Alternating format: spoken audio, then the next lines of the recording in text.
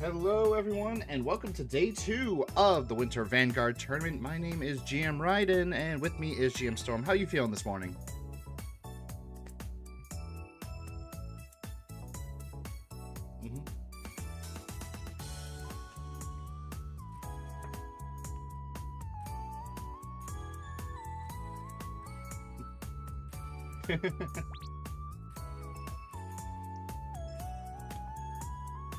Oh, please, no. I don't want to be changing names again.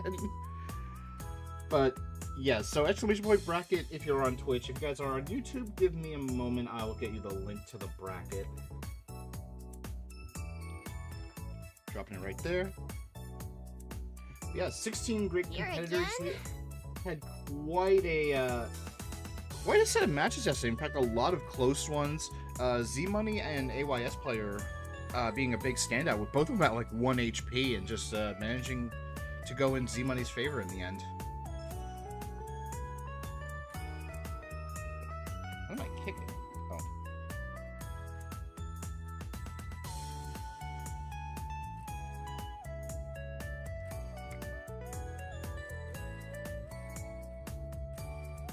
Yep, it is going to be an early go home for some of these players, so we're going to find out who. But first we have WLW versus Madam Cosmos. I think it's time that we do our lovely wheel.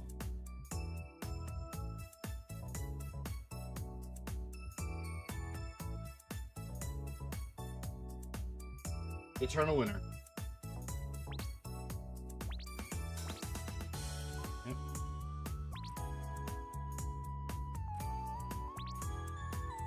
Alright, both of them are raring to go. 3, 2, 1. Want to make sure the wheel was gone first. And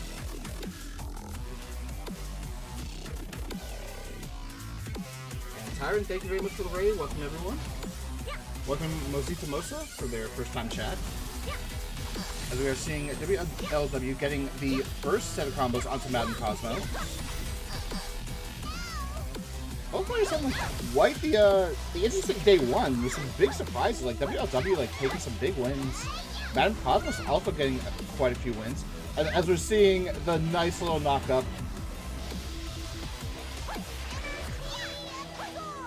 And I did mention it yesterday, using those staff attacks and even special actives will reduce your defense when you're up against a Metamorphy, so WLW is going to be taking quite a bit of defense. Magic Makeup going to get a lot of MP back. Unfortunately, the stun into the Starballs wasn't enough to continue the combo. WLW showing us some really great labby movement. Oh, but that energy ring is really something you gotta be very cautious of. If that button is pressed, you could easily get... Oh, unfortunately dropped. Never mind. Recatch. WLW has a lot of MP. Oh, does get the bang bang.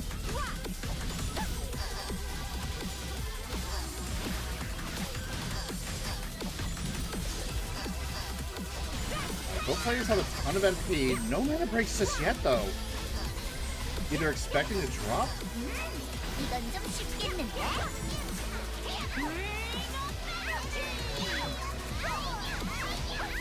Yeah, Madam Cosmos was definitely looking for a drop. Did get one. Oh, sorry.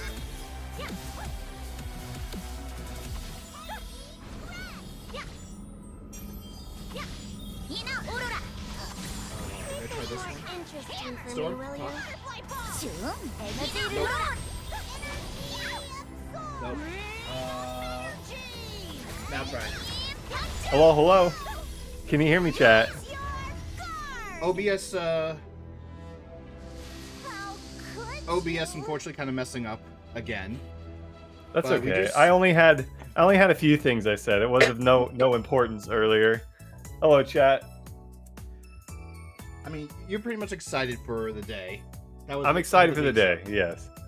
Alright, we do have Madam Cosmos losing game 1. WLW getting some really good movement, unfortunately, because I had to deal with the stuff.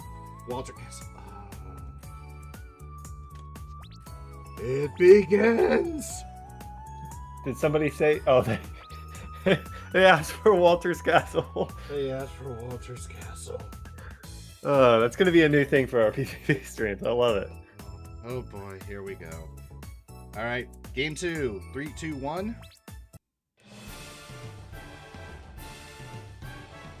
Yeah, Madam Cosmos had some really good games earlier yesterday, even though they are in the losers bracket. Yeah, both of them definitely did the try and choose strategy of just tank until you get as much MP as possible, and then use it up for some big nukes. And right there, Madam Cosmos getting that first combo in. WLW choosing the man break, and actually does get a good man break, didn't fall off. Nice connecting combo. I'm gonna say, Madam Cosmos is zooming all over and is mixing things up quite a bit. But better game 2 for her. Yeah, I think we saw that from Madam Cosmos yesterday as well. Just kind of dropped like the first game and then came back into it. It's like one of the first matches we saw. So definitely changing things up. Nice to see. Yeah, finding a way to adapt against the opponent. Yeah, it's still running the Steel Walls title. We did see some people running that yesterday, but they would change it up. And BLW, or WLW, not BLW, WLW was doing some really good air dashes for juggling. Using the master skill as well into the combo. That Mon heavy press. Unfortunately, there is a platform above. Although, okay, never mind. I think WLW activated their Iron Stone super armor, so they weren't going to go flying. Just like that, WLW managing to close the gap as we finally see protection come out from Madam Cosmos.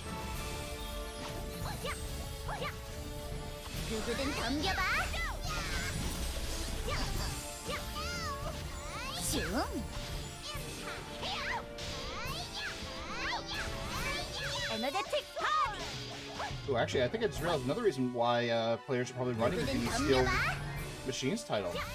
The resistance down. I believe that one is actually enough. An energy spurt. The recent change, increasing that range massively. Right there being enough to catch WLW off guard and just defeat them. No revival due to using Guardian of Elry Node, and I guess they are not running the synergy either. Alright, WLW map choice. Already, this is like yesterday, where our first game of the day was game 3, and it was very close. Yep, kicking things off with a game 3. Love to see it. Hello, David, in the chat. Hello, David. Same map, says WLW. Wants this map again. All right, 3, 2. They have to say the name. Nope, they're just gonna say same map, and I'm okay with that.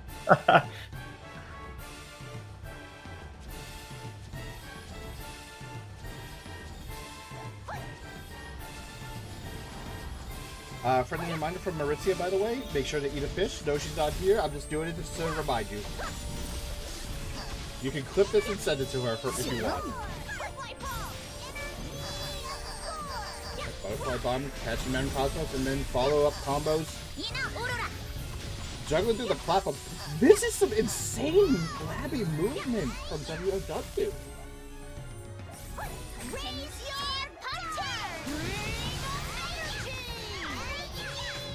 Teacher's Punch, unfortunately, whiffing on Madam Cosmos due to the delay flash. Oh, an unfortunate drop by Madam Cosmos. That could really turn things in WLW favor, but that is another drop. That can make up. Ring of Energy, and the Starbolt does tag. WLW not really being able to follow up on that. As a reminder, whoever loses this game, they are out of the tournament. This is the loser side of the bracket, so everything on the line here for both players. I'm just gonna say, what the heck? Madam Cosmos is being super flashy right now, but it's working. I mean, I guess it makes sense. MMORPG is like one of the most flashiest, sparkly classes. So you just gotta match up with it. But right there, that is a really bad place for Madam Cosmos, though.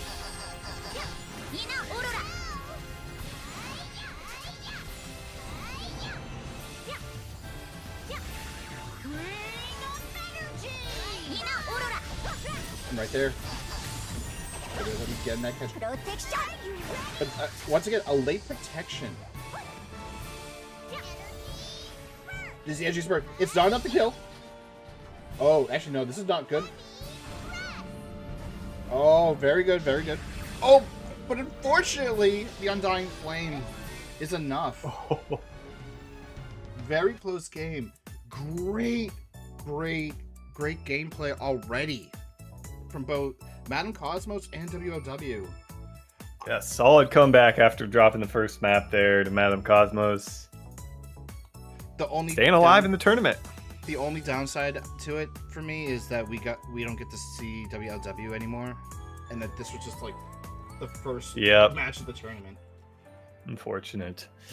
All right, but we do have Shiva and No IGN all ready to go here, awaiting their Wheel of Fortune selection. Yep, their wheel has been spun.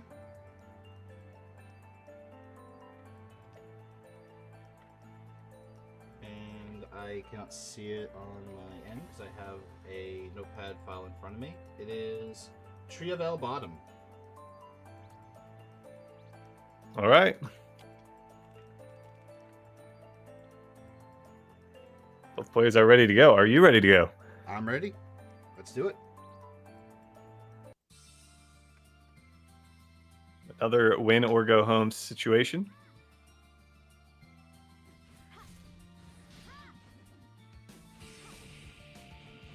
I feel like both these players belong in the winner side of the bracket based on how well I remember them doing yesterday. Yeah, like Shiva was one I was surprised at, actually, to get knocked into the losers bracket so early, but you never know.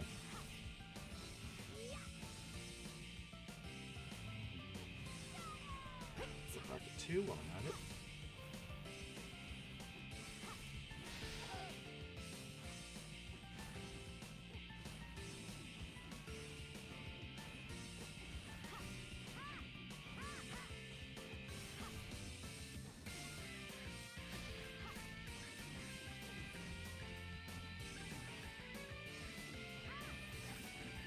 All right, there's the satellite bombing from No IGN. Unfortunately, completely whiffs. The spinning crescent. That mod spinning crescent is a very useful tool for Animos. Just look at that range.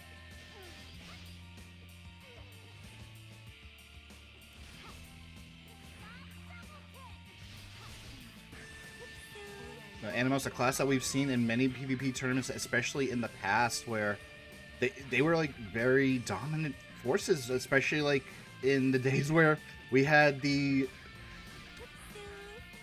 I forget the name of it, but the Elder Secret Armor, Secret Dungeon Armor, with the tankiness and the Aralina heals. But Animals popularized by players like Mashani back in the day. We have to see if No IGN can live up to that legacy too. So far doing a really good job, but Shiva on the Shakti has a lot of damage that can actually just close that health gap. And we just see that right there. And there's the Bloom, getting some healing, getting some MP, especially the MP, for another spinning crescent right there. But it misses.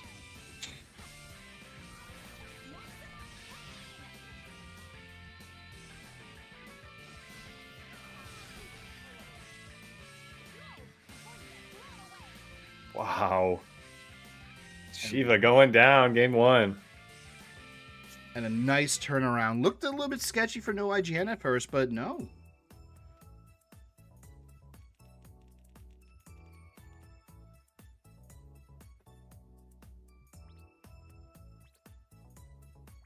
Going over to Durhan's Coliseum. For game number 2. See if the map selection helps out Shiva here and forces another game 3 to kick things off today. It should.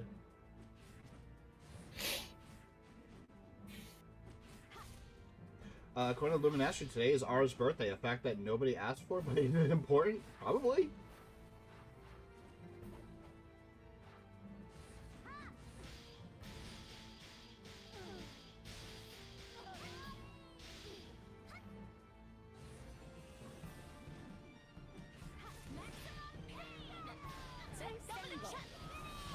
exchange of actives with the super armor and even some evasion. Shiva kind of like losing the trade in the end, but does have a lot of MP to actually make use of. And a Shakti can really close that gap, like I said before. One Spell Thunder is enough to really a lot of damage, but if it misses, then it ain't going to deal damage. But you can use that delay for to get a combo, which no IGN forced the mana break. Isn't the clock? Oh, very interesting timing, considering the Eclipse Shield actually just saved no IGN from that Thunder.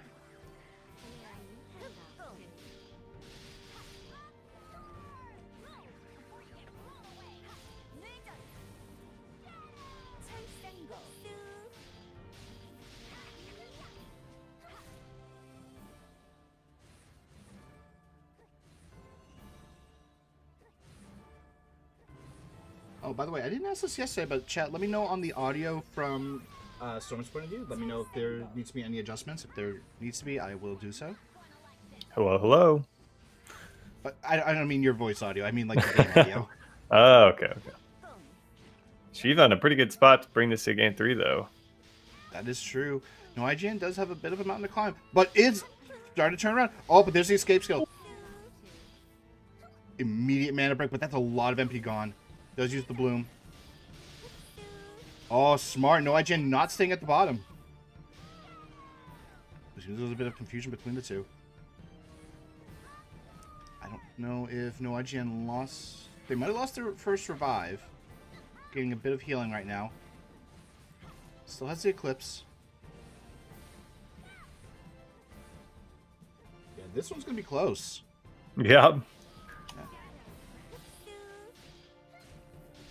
Oh! Nice catch. I may have been mistaken. I believe that the Eclipse revive did get procced in the midst of all that.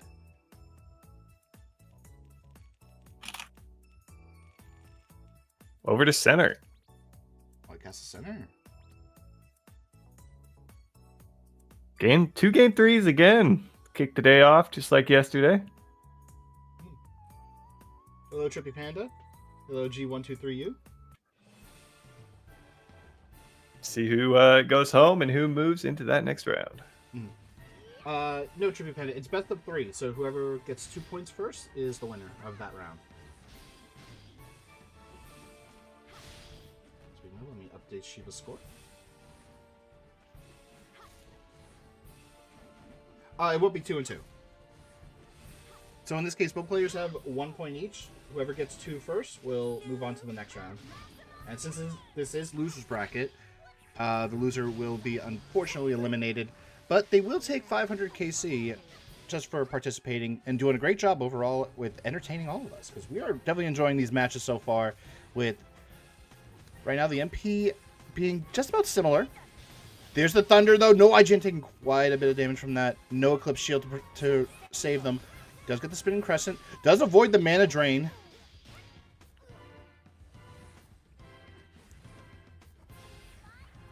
Ooh, slide double kick with the slow. Doesn't really go too far to catch Shiva. Does get a little bit of a refund, though. For those who don't know, slide double kick pretty much has a sort of failsafe. If it misses its target, you get half your MP back, or 50%, or 50 MP back, rather.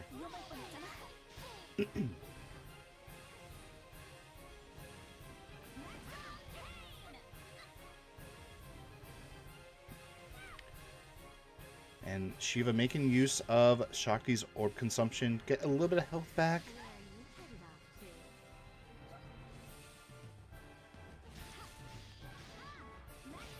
Nice work by No IGN managing to get that catch. Shiva in a very unfortunate spot right now, but does get the catch. Immediately mana breaking. No IGN immediately mana breaking right there. Uses that bloom, getting some HP and MP. Oh, and I do see that satellite bombing, but Shiva is out of there. Does get the catch. Delay clash, unfortunate.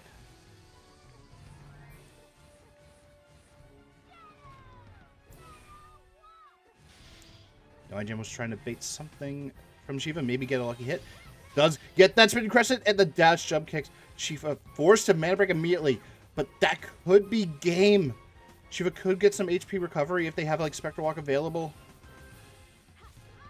They get a good hit off. They might also be able to get some more MP. That is revive. They have some health though, so no undying flame kill.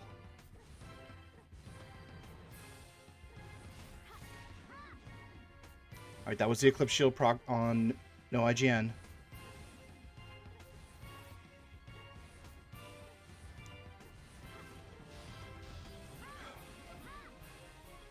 That was an immediate mana break from an, or no IGN.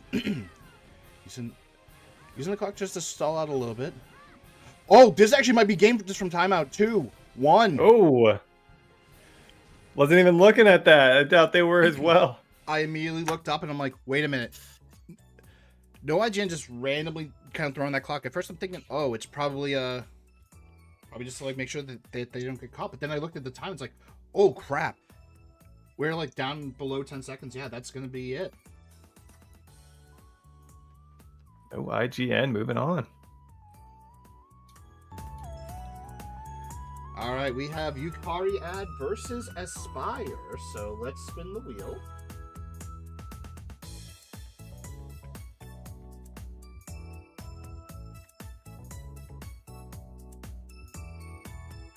And our map of choice is going to be Wally's Castle Center. We're getting a lot of Wally's Castle Center. Not Walter. No one said Walter. I know.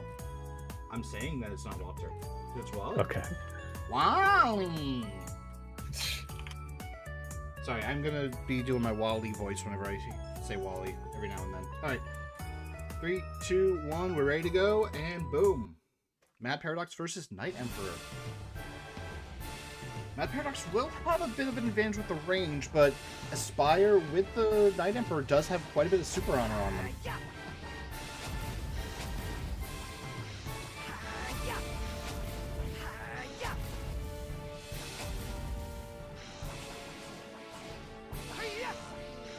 Battle Ready passive, though, giving Aspire quite a bit of resources, though.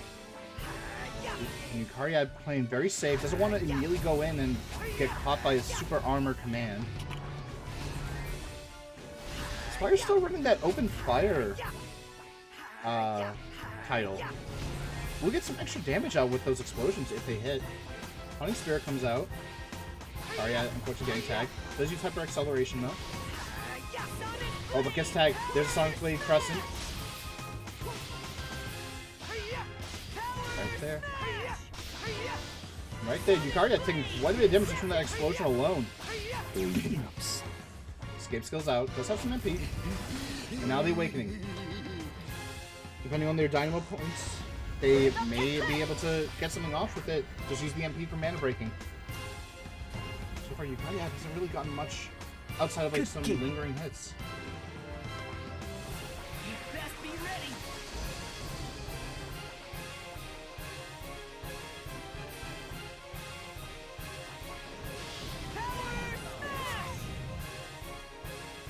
Alright, Power Smash versus Maximum Strike. Maximum Strike can win. And then Horizon does catch.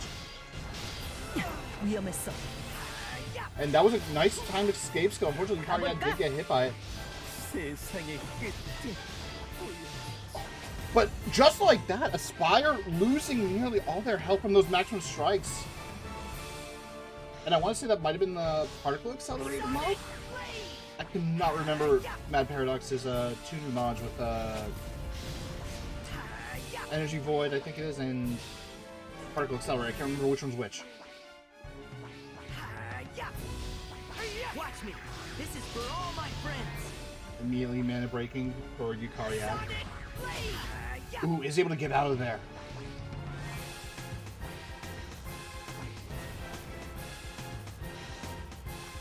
Seconds on the clock, but with how things have been going, we're probably going to see it finish very soon. Alright, that's not a lot of MP on Yukariad's side now, so next catch from Aspire could be game. Oh, but there's the Void Field. Drop the Satellite Bomb. Immediate mana break from Aspire. No MP. Battle Ray passive isn't going to be coming through.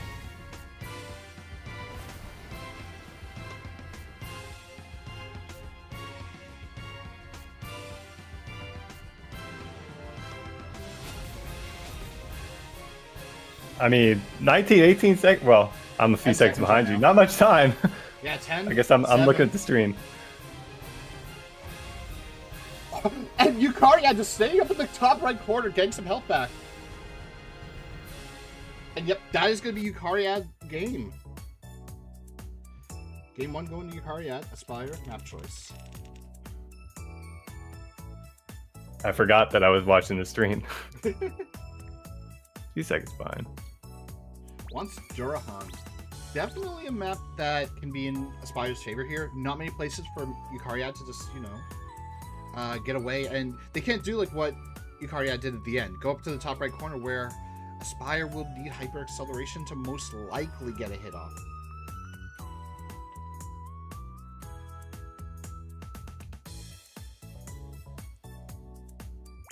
Alright, both of them are ready. Durahan Coliseum. Game 2, Yukaria up by 1. Aspire's tournament life hangs on this game.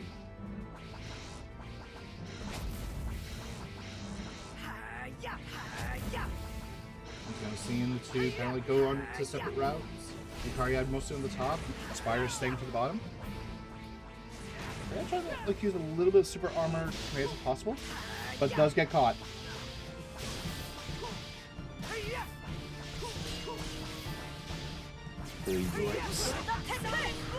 Use the quantization just to try to get something a bit cheeky, but no, that dash, Yukaria gets caught again.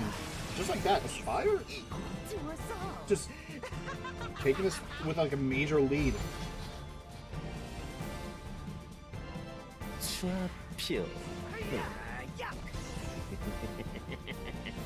That void chip. Oh, nice timing on that option. Oh, but super armor on Aspire, so not going to take any hit stun. That would have been pretty dangerous. There's the fog into the catch, and no, mana break.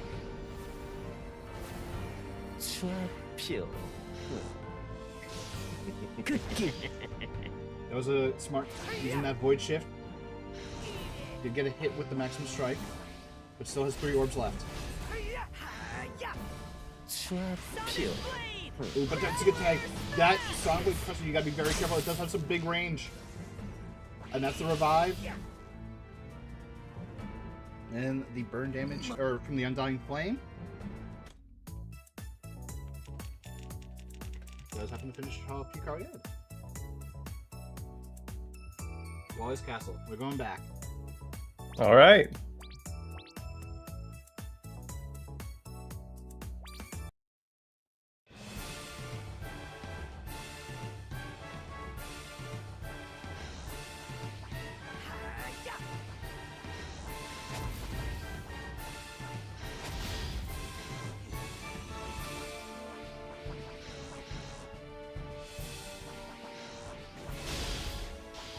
Yukaria tried to go for another hit, but does get caught.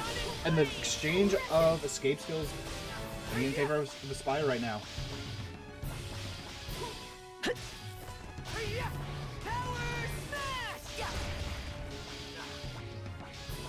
Oh, unfortunately, Spire did not get the reset. Cookie.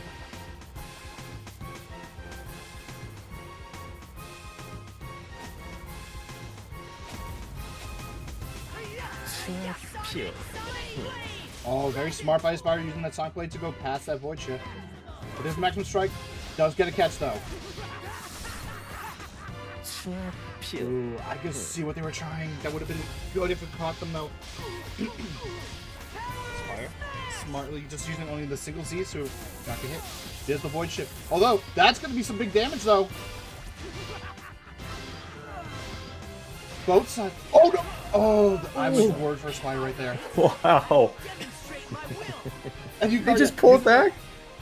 Using that Void Shift. Keep forgetting I'm a few seconds behind you. Yeah, we are at 100 seconds left. Aspire with very low health, very low mana. Yukaria does have quite a bit of HP and MP. But you have to be very careful. Ooh, that could have been dangerous for both of them. One of them tossed on an attack that connected. Oh, and right there, Aspire gets caught. Is this gonna be game? It is! I can't stop now. Ari Ad. Moving on. Defeating Aspire. GG's to both players there.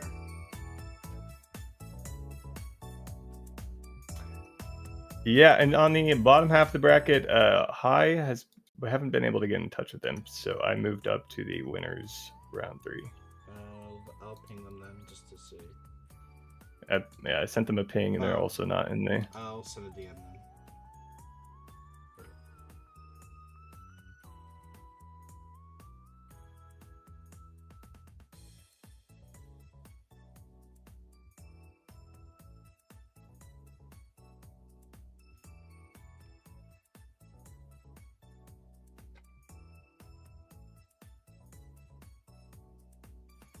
Alright, let's roll the wheel.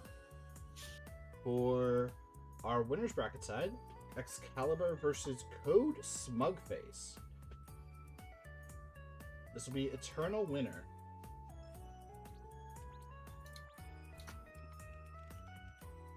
All right. Players are ready to go.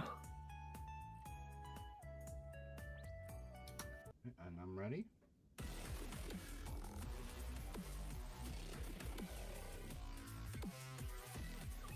I will grab the next set of people.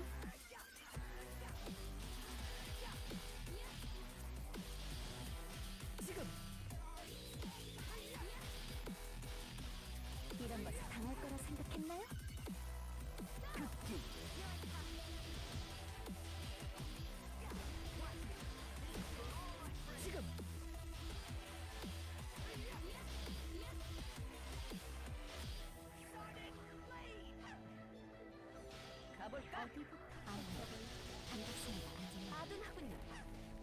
I look away to message people, and I see Code Smugface is following already. Excalibur showing why they are the Sword of Legend. That's crazy.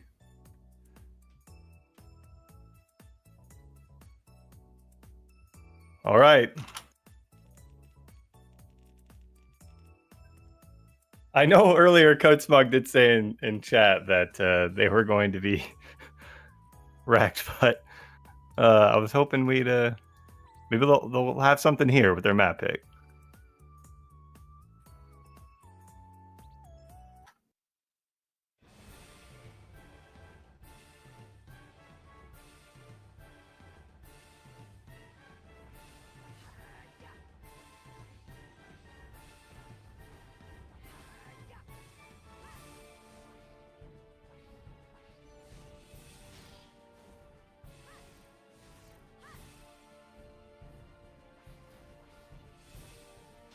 Let's see if Game 2 can work a little bit differently. Code Smugface on the Entities, which has been a very big terror when it comes to PvP matches in the past. That white box not only can clear your debuffs, but can also deal a ton of damage. Even give you a bit of a power boost. And Code Smugface is getting a good amount of damage out. Excalibur does have a lot of MP. Ooh, tried to get a catch, but didn't work. But the super armor does actually let Excalibur say, no, I don't care about your photon flash.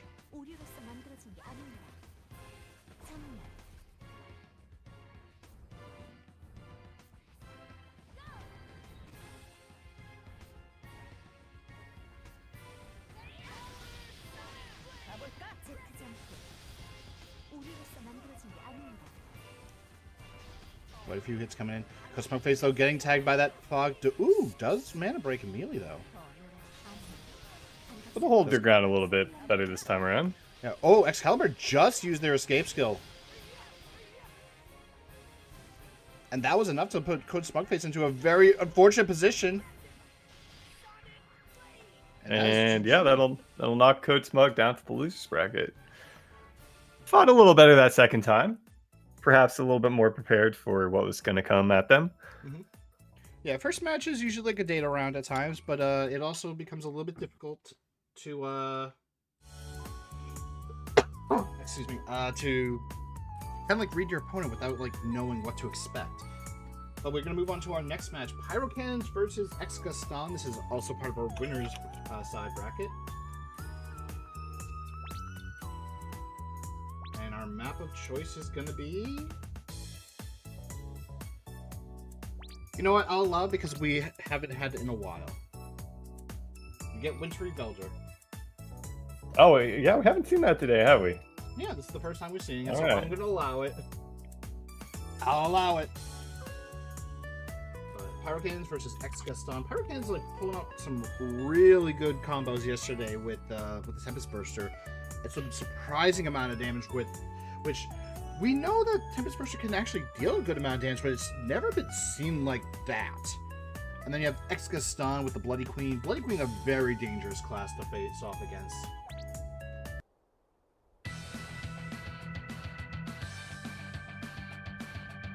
Lightning shot.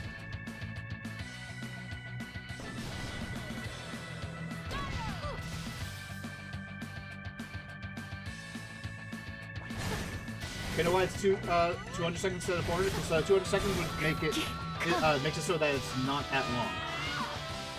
400 seconds is 6 minutes. Do we need 6 minutes for 1v1s? I don't know if we need that. Yeah, I like the 200 seconds. I feel like it forces them to play slightly more aggressively, you know? Yeah, and as I explained that, Pyro Cannons goes down immediately from Ex-Gaston. Ex-Gaston is here to play and not mess around. Map choice for Pyro Cannons.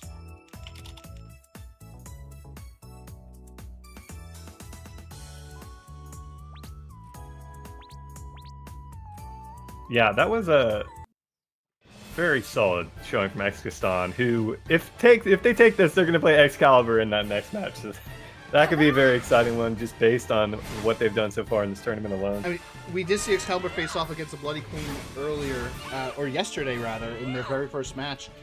They took a game off him too, so we'll have to see if Ex-Gaston will be able to do the same. Oh, and Pyro Cannons now getting a better match this time. Some nice combos. EQ too deadly. Bloody Queen is very deadly, regardless of whether it's 2s or 1s. And right there's one of the reasons preventing you from mana breaking. Oh, but unfortunately, a bit of a collision issue. Pyro Cannons does manage to get out, gets out that extruder. How's Desperation? Unfortunately, not hitting anything. Pyro Cannons and Gaston currently similar health bars, but MP. Oh, but another extruder pulling him away. And something that's also interesting to note, that extruder will also reduce Gaston's defense for a short period, so that is actually a damage increase overall. Oh, the satellite bombing does still hit.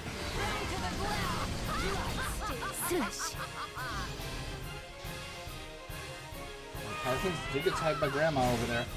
Oh, but Gaston not letting them get anything out of that. Pyro Cannons does go down. Into the losers bracket.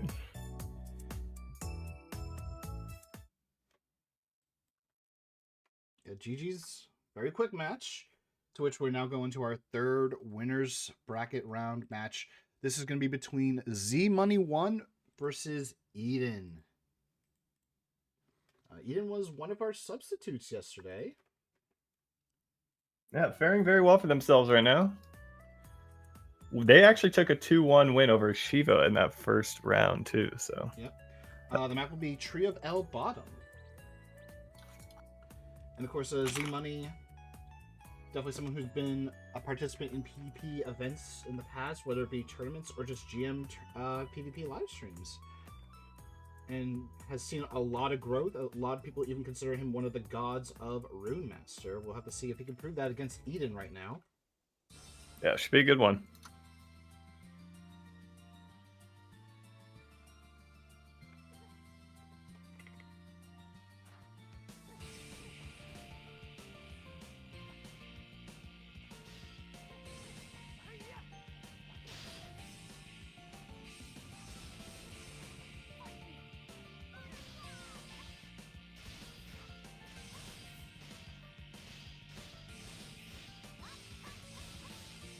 Right there, we see some 3 stacks of traps put onto Z Money that can be detonated at any time, and 3 stacks of flame too. So that's going to burn some MP and even deal some extra damage over time. But no, never mind. Z Money actually removed it. If I recall, Iron Body from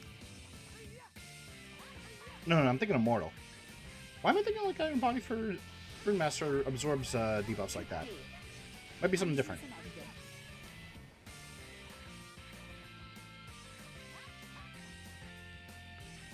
But Eden making very good use of this Twilight with the traps. Stacking them onto their opponents, throwing them down so that they can control the field. Gets them with the Humming Wind. Now, I did mention, like yesterday, how like Humming Wind is a very good skill for catching your opponents, especially because of its big range, and you can even follow up after it. But it does feed quite a bit of MP and Awakening, so you do have to be very cautious with that, because you don't want to be feeding too much to your opponent. And again, we're seeing the stacks of damage over time effects. Twilight, a really good master of that.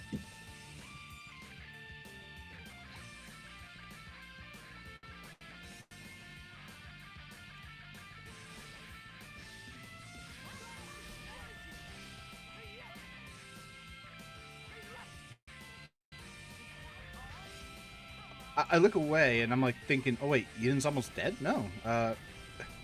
He actually has quite a bit of health. Oh, but Z-Money is getting a nice catch. And that magic chain pass. Oh, unfortunate, the triple saber misses. Oh, but you're stacking those runes in the corner. You pretty much force Eden to break. And right there. Is Eden going down? Yes, he is. Oh, so good comeback. So yeah, you can see that whenever you place a rune with Rune Master, you leave it lingering, and you deal more damage while your opponent is there. Apparently they want the same map, okay. Yeah, I mean, they had a solid lead on the health, and so not surprised to see him wanting to go back to the same map here, see if they can turn it around. Mm-hmm. But yeah, like when you have like those runes like stacked up in a corner, you want to like try to like delay how much MP your opponent gets to maximize your damage output. So really good by Z Money, kind of like just doing the knockups and then like just stacking the runes in that corner to get as much damage out as possible. Also, they will proc any effects that you have. So if you have like elemental effects, if you have any set effects that will activate on hit, they can help.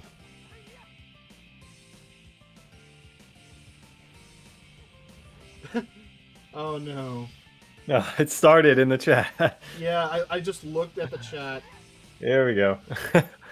I mean, I did say like he has been known. He's got a fan base. He is being called the God of Rune Master, and he does have a wide fan base.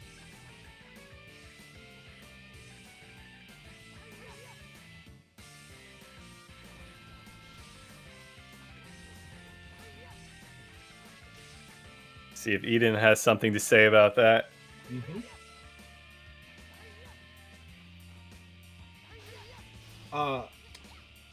Also, 1v1 helping correct me in chat. All Elswords will cleanse debuffs on Stoic. So thank you very much for that. Oh, Immortal just gets 3 seconds of debuff immunity on top of the cleanse. So yeah, thank you very much for that. Oh, Eden pulling this one back. Oh yeah, that is a lot of damage that came out with the nice chain. Simone does have to be careful because the Undying Flame is going to probably get the kill. Oh, does survive on the Humming Wind.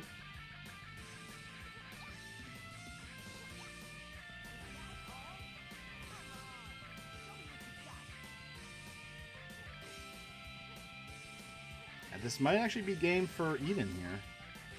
Having a better result compared to game 1.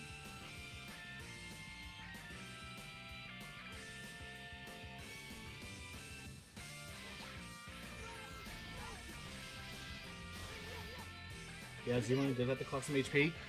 Does have the burn debuff. Is that enough? Oh, no, that's the revive. Oh, I thought maybe Z like procced the revive earlier, but no, like they still had enough HP that their their Eclipse revived in proc, but right there it did. But because they were so close to Eden for so long, yeah. It is your call? Durhan, okay. I can see why.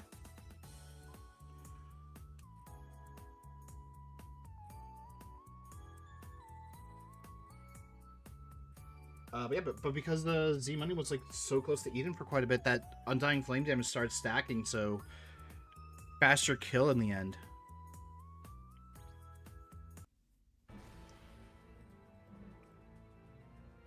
All right, this is for a place in that bottom half of the winners bracket.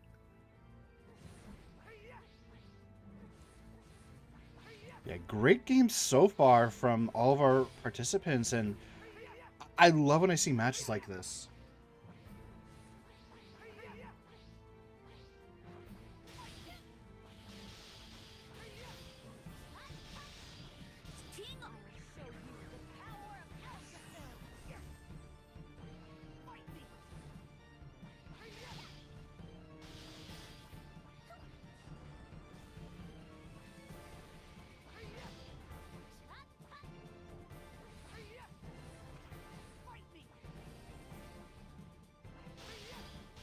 Nice catch by Z Money. He immediately mana breaks, doesn't want to be in that corner. Oh, but unfortunately, he's probably going to have to go back to that corner, but does get a lot of MP just from that explosive fist.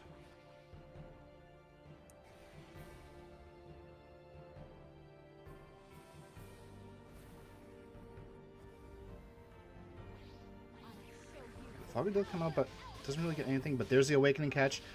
Drops that delayed fire. And unfortunately, you cannot activate that during delay. We'll be able to activate it here. But the super armor does keep Z Money safe, but is going to have to deal with some burn procking.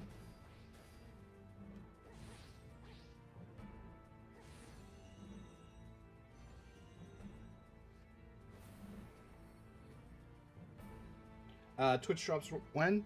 We could see about getting it for the channel, but for now, there are no plans for Twitch drops.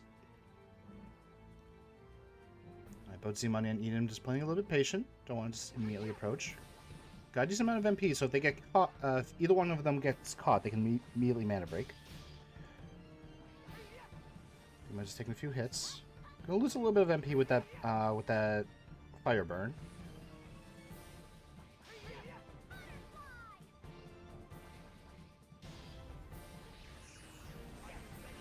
Second catch. Just use the triple saber. Beat out the Fog of Death time. But Eden is now super low. No MP. Get something going quick here. About 42 seconds left, so not much time. Oh, Eden almost got a catch onto Z Money, but it's not enough. There's the Raging Storm. And the back hitbox. Catching Eden. Jeez. We have a Raging Storm kill in Elsword. Z Money moving on. Yeah, but we will see more of Eden later, because that was the winner's bracket. But we are going to come to our final winner's bracket match. We still haven't heard from Hay for their loser's bracket match with Scrim. So after this match, if Hay has not responded, we are going to move Scrim up to losers round 4. So let's spin the wheel.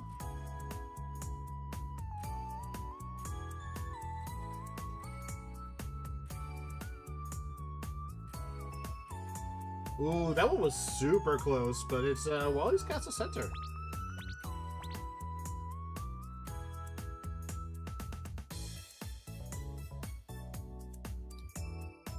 Alright, but Bloody Thorns, we didn't get to really see them yesterday. They got a double bye due to a couple dropouts. As the same with Abused, actually. So we're gonna go right on in.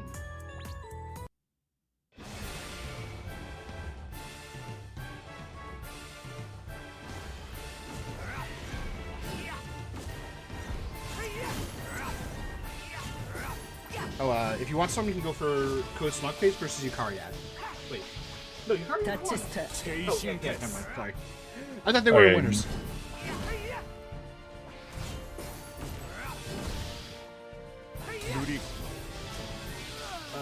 Or maybe I'm thinking differently. I think Big Bladethorns actually did play one yesterday.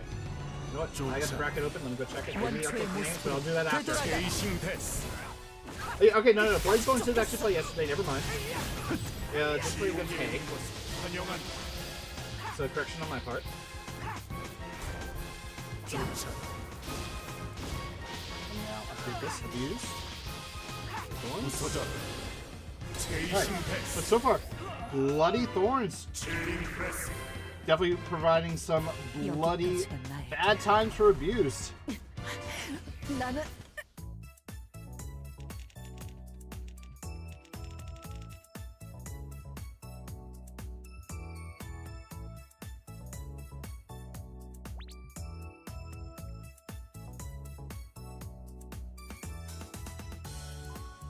Durhan Coliseum.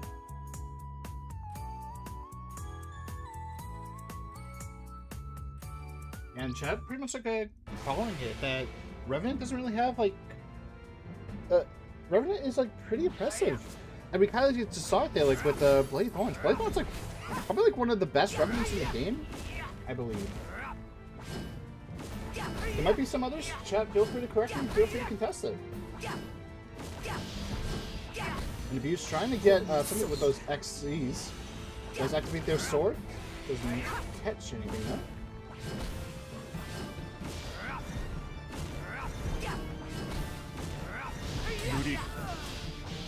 touches turn.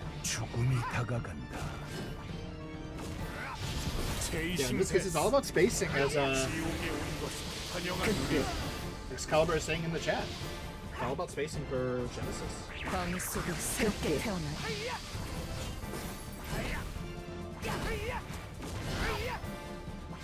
And take a look at YouTube. Even YouTube was not on the Z Money train earlier.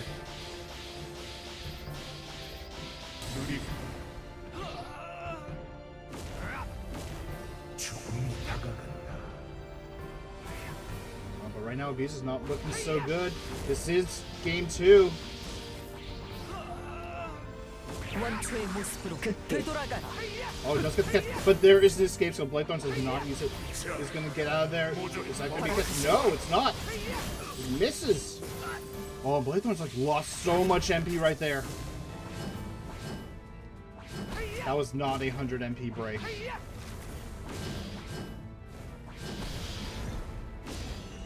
그때 디텐션. Bladethorns making use of all that super armor so that you can't just easily catch him. And Abuse on this Genesis trying to get something. They're really only getting a couple small hits, but it's not enough. Although, if they get something like that, ooh, got the clock. Unfortunately, it's not enough.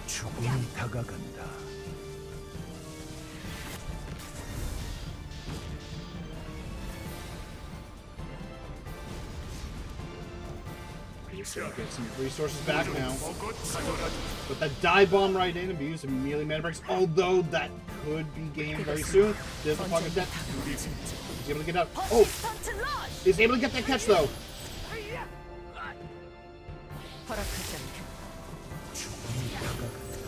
Oh, that was very scary by Abuse. I would not have done that. But if Abuse can get a catch within these 30 seconds and not get hit,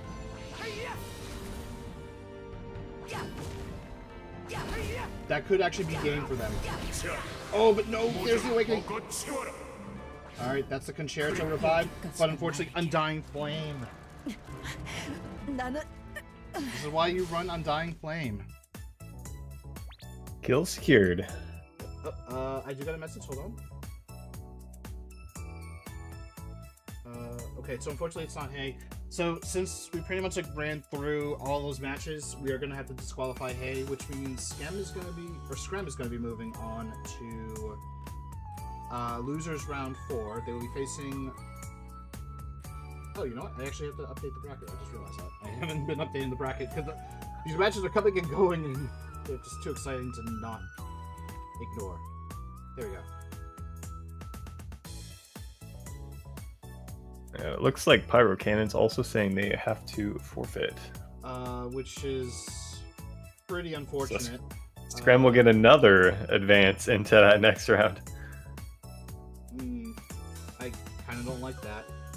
Scram's had three no-show advancements into the next round. It shows. Scram, are you doing something that we need to know about? Forcing them to leave.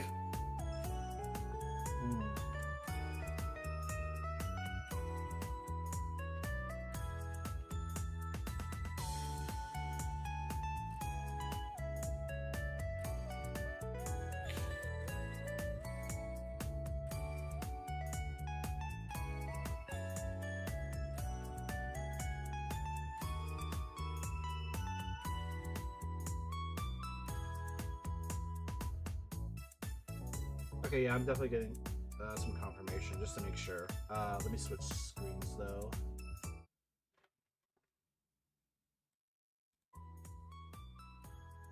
We'll get the wheel up.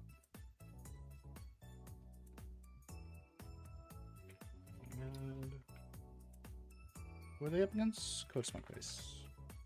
Yep, Yukari ad up against Code Smokeface. Alright. Tree of L bottom is the map choice.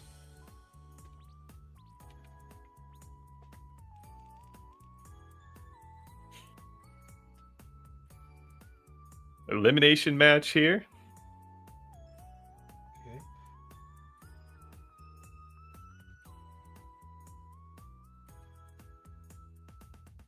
Alright. Abuse just played, so I'm gonna let them get a bit of a break, and I'll grab Eden and Madam Cosmos.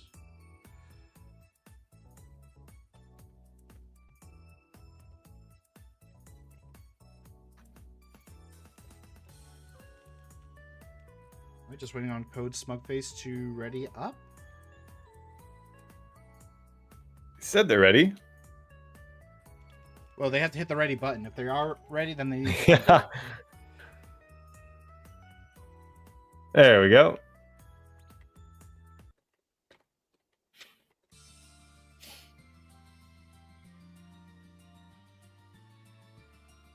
Again, this is an elimination match.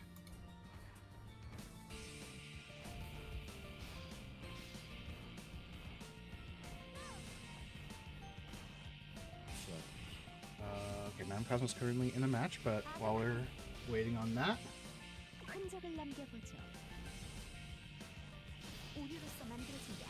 Code Smokeface getting a catch onto Yukariad. Getting some Petrify hits too.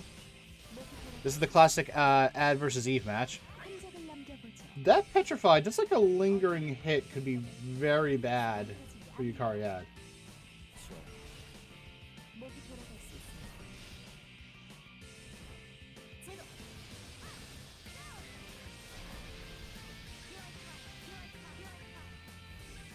I actually had to double check the stream just to make sure I didn't have the wheel up. Wouldn't want that. How much KC for the winners? Oh, yeah, so I guess we can talk about that. So first place will take 15,000 KC, second place will take 10,000, and third place will take 5,000. All participants who join in and play all their matches will get 500 KC.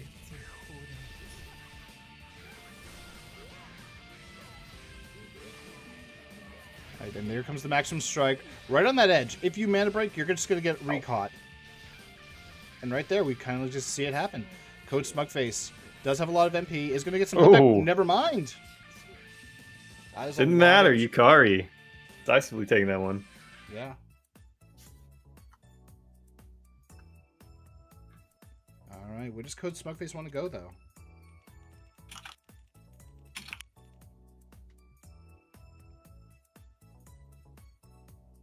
Walter's Castle. All right.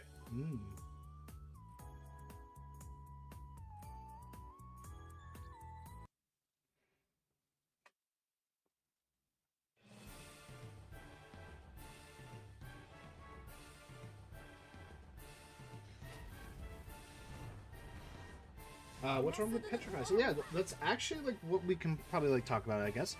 So Petrification, will cause your opponent to be knocked down or put into a knockdown state, especially like when they're on the ground. But if they're in the air, then you can get a recatch on that. Now, if it is also based on your light resistance, and the more light resistance you have, then the shorter the petrification time is. Now, if you petrify your opponent and they don't have a lot of light resistance, you can get a lot of free hits and a lot of free damage out of them. But that relies on their resistance being low. And while there are a number of different ways to reduce enemy resistance, you can't heavily rely on that to get a super long petrification. And I guess I would say in this case, Code Entity not exactly the greatest when it comes to petrification. Oh, and right there, another maximum strike. Satellite bombing. Whoa. That just deleted him. And unfortunately, the home... Oh, no, it didn't hit, didn't hit. So Smugface gets to live. Is a force active. It is something that all players could technically have. It is provided by the Purinam Raid Challenge mode, either through the exchange, or getting it as a drop, or purchasing it from another player on the market. Yeah, saturation bombing is actually what it's called, not satellite bombing. I think it's mostly I just mostly go with satellite because everyone just calls it sat, and I just think satellite. Light also breaks the weapon damage by 30% for 10 seconds. That's also true. So for those older players who might remember, Light Elemental would also increase your opponent's defense by, I want to say, like 10-20% or so. So it did reduce the damage that you took. Right, there's another saturation bombing. Smugface very low on health with that. Does still have a chance, though, if they can get a good catch. There's the mind photograph, unfortunately missing. Oh, but does get a hit with the petrification? No. Oh, it did. Does catch with the fog. Quantization, though, did help Yukariad, and Grandma does come out. Oh, the two are trying to get it. This is super close. Coach Smugface, 20 seconds left. 20 seconds. Does get the catch. Does get the catch. Oh, no. Yukari's got to make something happen. 10 seconds. Yeah, 10 seconds. Coach Smugface doesn't even need to approach, but this is also very not good for Yukari yet. That, I believe, was the free Shadow Revive. Oh. 2, 1. Coach Smugface is going to take it. Wow. Incredible comeback there.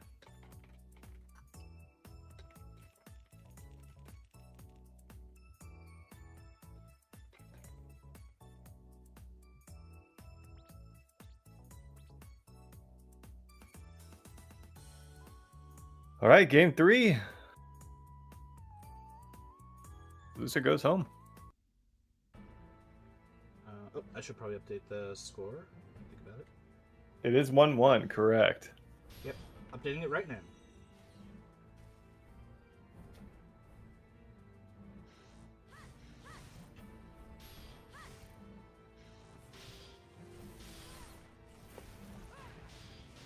Yeah, but for those who may be wondering, if you are looking to get into PvP, and you kind of like wonder, what elements should I put on my weapons and maybe even my armor? Water and wind are two popular options for the weapon. For your resistance, a mix of light, dark, and wind, and actually pretty much a mix of anything, I would say. But light especially, so that if you get hit by stun, you can just negate the stun effect. Oh, there's the March, in which very powerful master class skill with its wide range and damage. In fact, Yukari had actually taken a lot of damage in the process, but so did Coach Smugface. So big trade, not working out for Coach Smugface. Oh, and another satellite bombing, or saturation bombing rather. And the Undying Flame. You can't escape it even with the Op-10.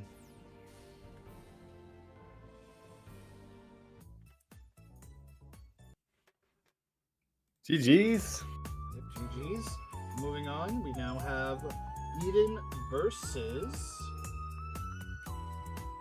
Madam Cosmos.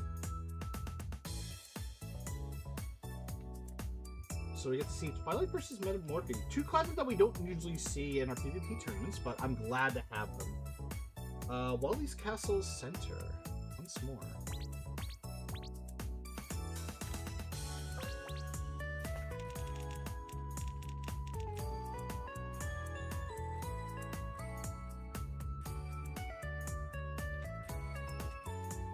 Yep, okay, they're ready.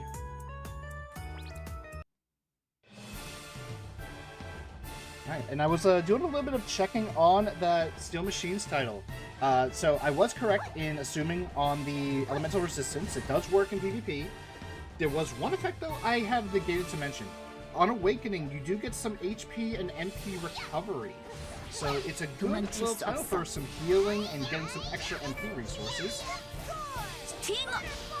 And a number of players who do a lot of PvE focus will get this title because of how useful it is for content like raids. Ooh, Eden no taking so much damage. Did mana break, and that was a recatch for Madam Cosmos, but Madam Cosmos unfortunately missing it. This protection coming out. I believe Madam Cosmos did put something into the Memorize slot. Memorize was changed a few months ago, so instead of being able to store it for later usage at a reduced damage, instead what you get is a damage increase on whatever skills that you put onto it, up to a maximum of 3. So probably putting that Energy Spurt being the main DPS skill so far.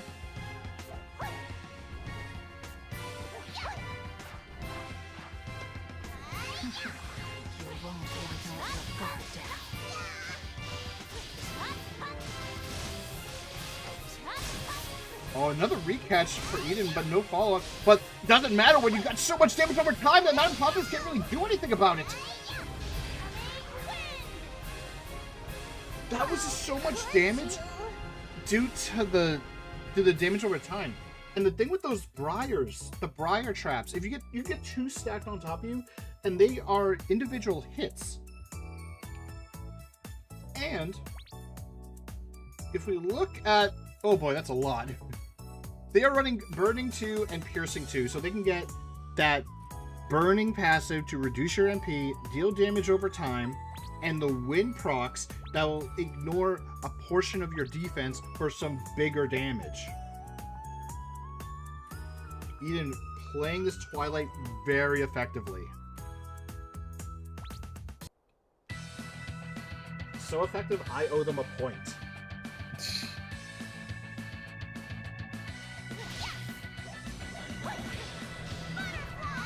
Trades with the Hunting Spirits. Ian getting caught first though. Does use the Singer to get out. Multi-attacks just to build up stacks. With that, Flames is gonna burn a little bit of MP from Madam Cosmos, but does also get a lot of damage out off it too. Also activating the Eldrasil effects. Well, Excalibur clipped the, I'm gonna assume the dot damage that happened in the previous match. Can you send me that clip? I actually want to... I think I might be using that. We'll use it for the next Twilight video.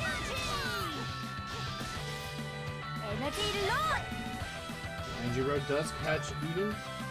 Both players low MP. One causes more though.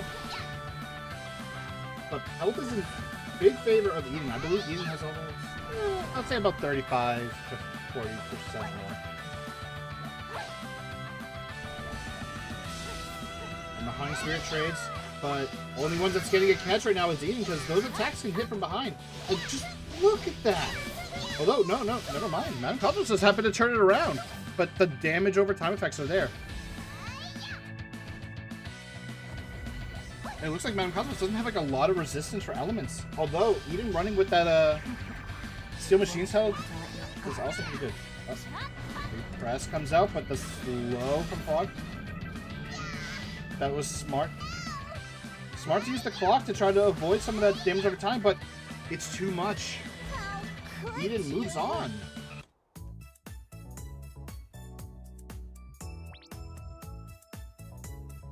They will await the winner of our next match between Abused and No IGN. This is gonna be a good one. This will give us our 8th and final player in the top 8.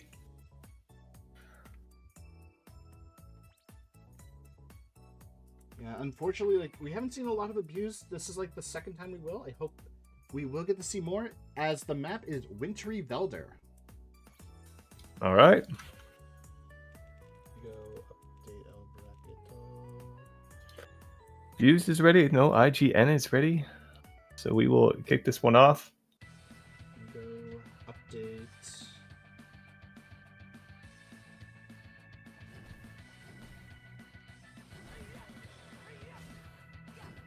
That just happened. Oh boy.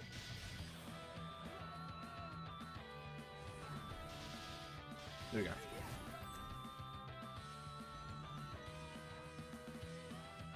마음속을 새롭게 태어나. 다치스타.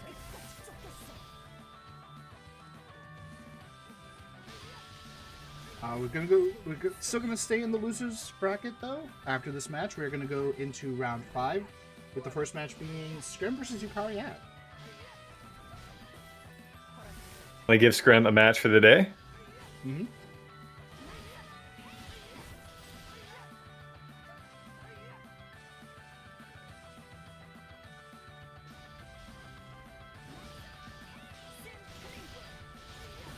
원초의 모습으로 되돌아가.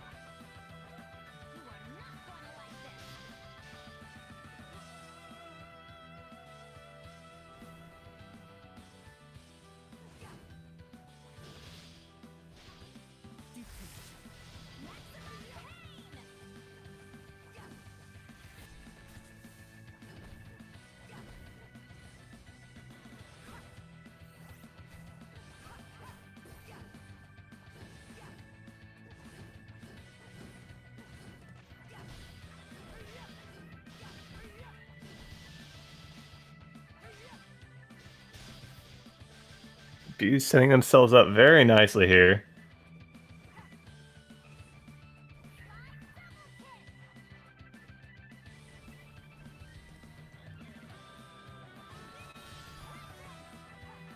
Ooh, spinning crescent. That would have been perfect for a catch on for no IGN, but unfortunate drop. There's the sig cleaver. Oh. That is enough to just put no IGN into a fatal attack. It's gonna get some health back and some MP though, which is stacking with their revival passive. A number of people would consider Animos's revival passive. Oh, that was the very edge, and was able to follow up on that. Okay, that bit of a wise mana break for the orbs. Doesn't want to take the hit stun, then get caught right after. Oh, but does get caught by Abuse right after. Oh, but is that enough? That all right? That is revive. And Abuse. Oh, The spinning crescent edge. That was insane. That no IGN managed to get that and then follow up. That was good. I don't know if you guys can hear it, but I'm clapping right now because that was impressive. Wally Castle Center requested by Abuse.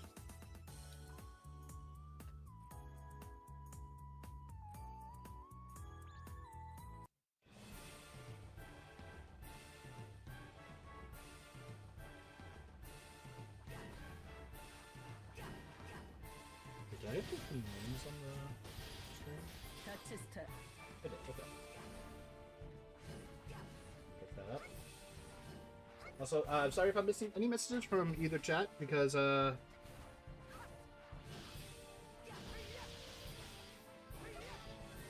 am, like, jumping through three screens of, trying to invite and do all this, but so far, game 2.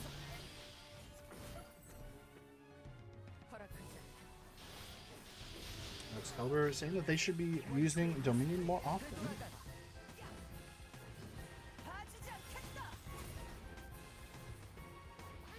I do see Hero in the chat. Hero, I'm surprised that you didn't enter this tournament.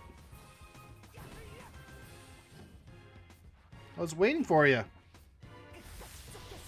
Alright, Persistent Rush just catch no IGN, but mana break immediately. Oh, but not going to be able to mana break that. Okay, you can mana break that, the follow-up. And there comes the corner loops are very dangerous when it comes to an Animos, because they can combo you infinitely.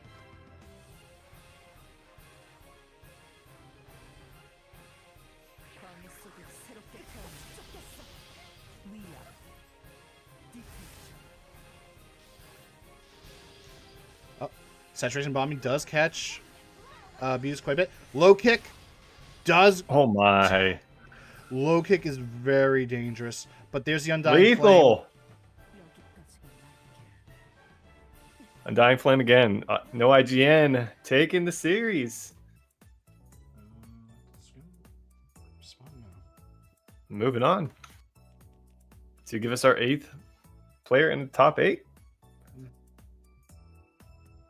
They will take on Eden.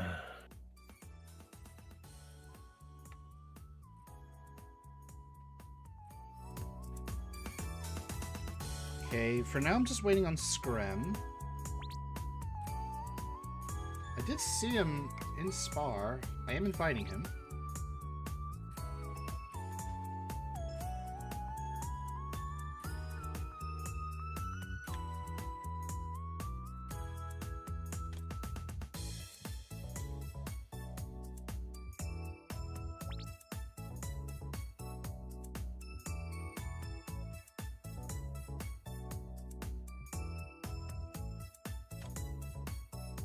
Storm, can you invite No IGN and Eden? Because I might, yeah, I might just see if I can get a hold of Scram. He did respond in the Discord when I mentioned that he has to wait longer, but I don't know where he went.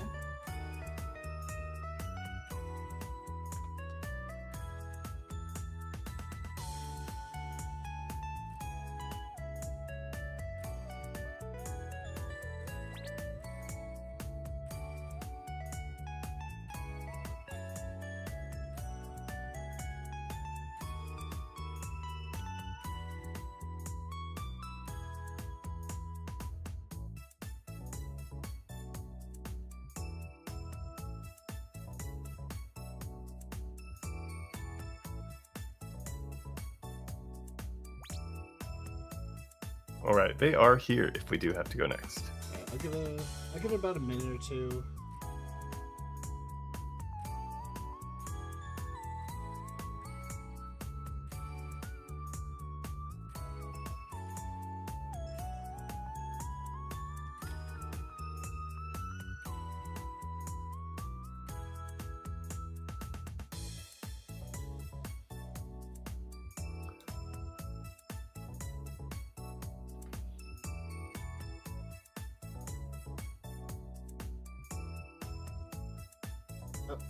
Okay, looks like we're gonna get the mattress Scrim.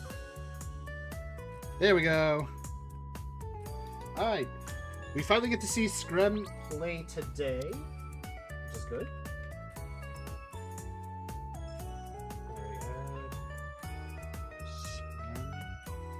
Alright, let's spin the wheel.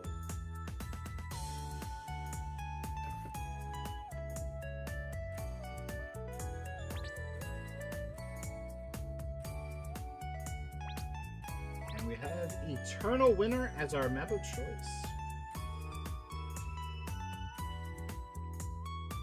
Guild members, all right. The Battle of the Guilds. Only seen that once. We've only seen it once in the tournament so far. Right, I haven't really been paying attention, but love to see it. Oh, did you let Eden and No IGN know that we got Scrum so they can wait a bit? Yeah. Okay, perfect. Alright, and we are seeing Scrum put out quite a bit of combos. There's the Cannon Prison just for the delay into the Big Bang stream. Ooh, I see what Scrum was trying to do. Didn't really work out initially, but no, gets the nice follow-up catch.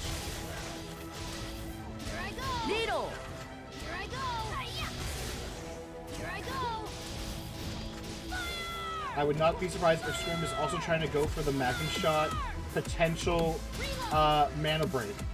or the potential mana break Magnum Shot. For those who don't know, if you mana break when you're getting hit by Magnum Shot, it factors in all the hits. So you lose not just a single 100 amount of MP, even if you like insta break. No, you actually lose just about your entire MP bar. Oh, that got patched? Oh, darn it! Okay, well... Okay, so instead of that, I guess it's trying to hope for maybe potential Dark. But I don't think he's running Dark anymore. He did switch to Wind. After, I believe it was like a Game 1 loss, or at least like a 1 game loss. Oh, just like that, Yukari Ad just changing the game.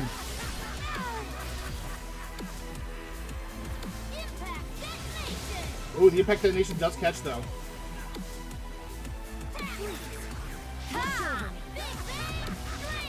Satellite Saturation Bombing does get a couple of hits onto Scram, but not enough.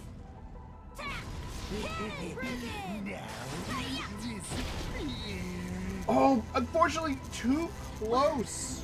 Was my power? I think either the Saturation Bombing or that Bloom does enough damage to get the revive, and then the Undying Flame was the finisher. All right, we're going to Durahan.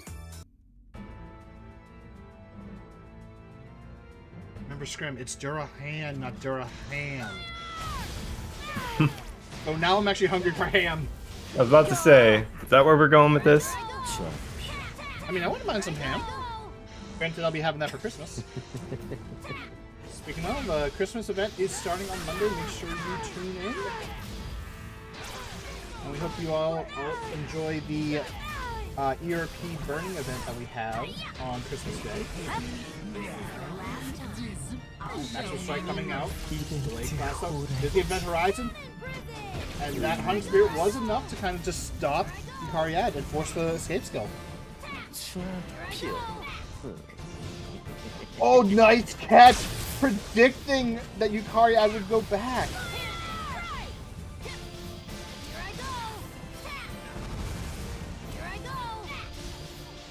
Oh, he's gonna have to tank that L's aspiration too because of those great hits. And Scrap now getting so much MP. Oh, that Kinetic Apocalypse right there. Saturation bombing.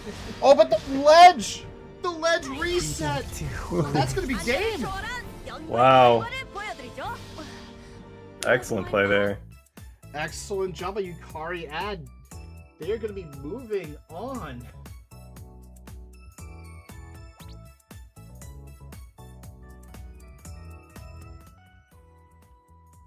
But next up we have Eden versus No IGN. Let's see what map they will be playing on today.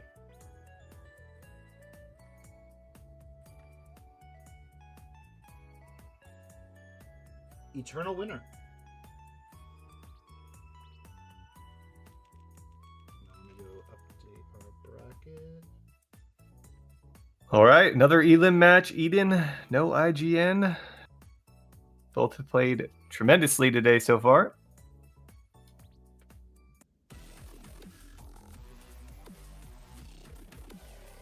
And after this, we'll be going back to the winners side of things for winners round 4.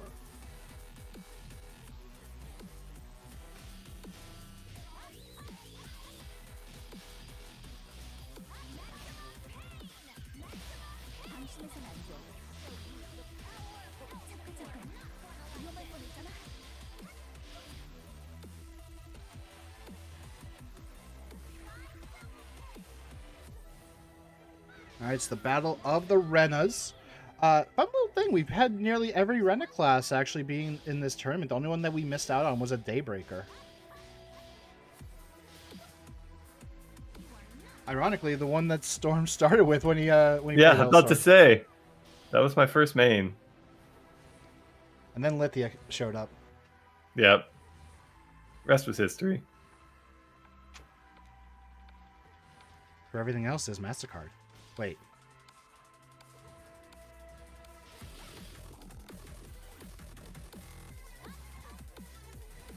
but it looks like no IGN having a bit of trouble with the Twilight matchup. Twilight does have more range options in comparison to Animos, who's more of a close-range physical damage dealer. Especially compared to all the other renders. Animos is, like, again, more close range, while all three of the other classes, Twilight, Prophetess, and Daybreaker, will have a bit more focus on range.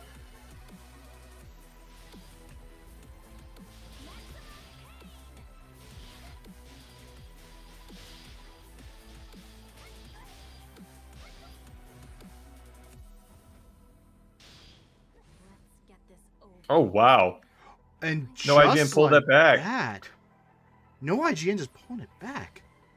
Okay, Oh my goodness, I thought that was...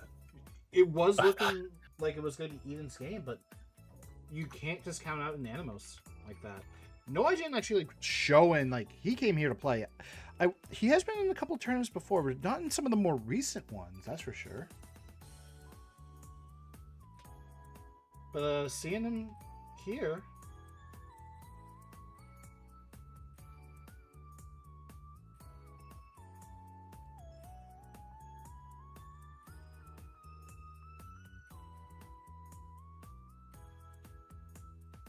See what they want to go with.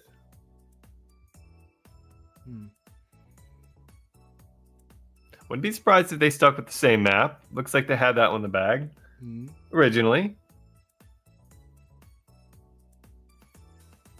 Oh, going over to Wintry Felder. Wally's Wintry Felder.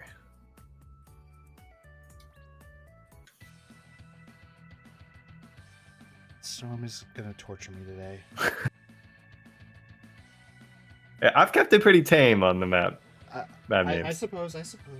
Next act isn't in the chat to egg me on with it. That's true. But hey, who wants to hear a fun little fact about this stream today, actually? I do. This is going to be the last North America stream that we are going to be hosting for 2025. So let's definitely make it one to remember. Tell all your friends, tell your family, tell your dogs, tell your cats, tell your chinchillas if you have them, that you should be watching this stream as we have Eden taking a lot of No IGN's health bar with those damage over time effects. No IGN just moving around, just getting those, trying to get those briars off.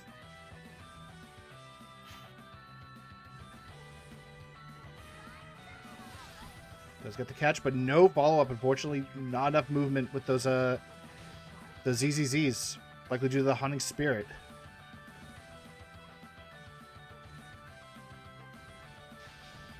There's the Fog of Death. Maximum Pain, though, will make you slide. That will slide you out. Saturation Bomb comes in. Completely misses. But right there, Eden gets caught. Immediately mana breaks. Smart.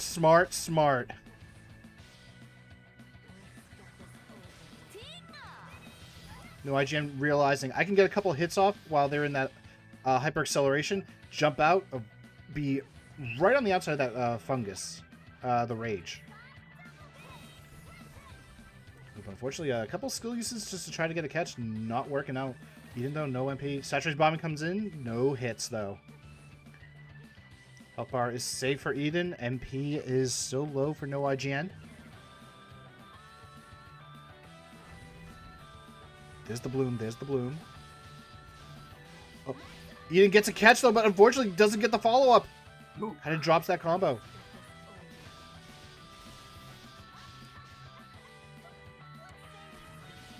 Oh, that'll do it. That will do it. The YGN securing a spot in the next round. GG's. Eden definitely had a really good run. He did. Took out Shiva in that first round. Took a match off Z Money.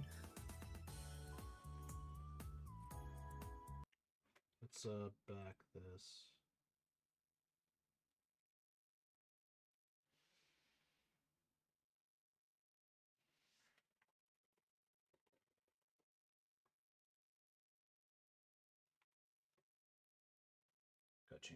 We are down to 6 players, guys. Just waiting on Excalibur. Oh, there he is. Been uninvitable for a while now. Actually. Do you want me to get the other one ready, or are you doing them from here on? Or actually, is this the part where I said, or? I'm not. I don't recall. You know, I don't think we've. I think like I don't right think now, we've seen any lag. Yeah, we haven't really seen any. It's up to you. Let me know. We could do it for one more round, I say. So yeah. Okay. While I'm waiting, spin that wheel.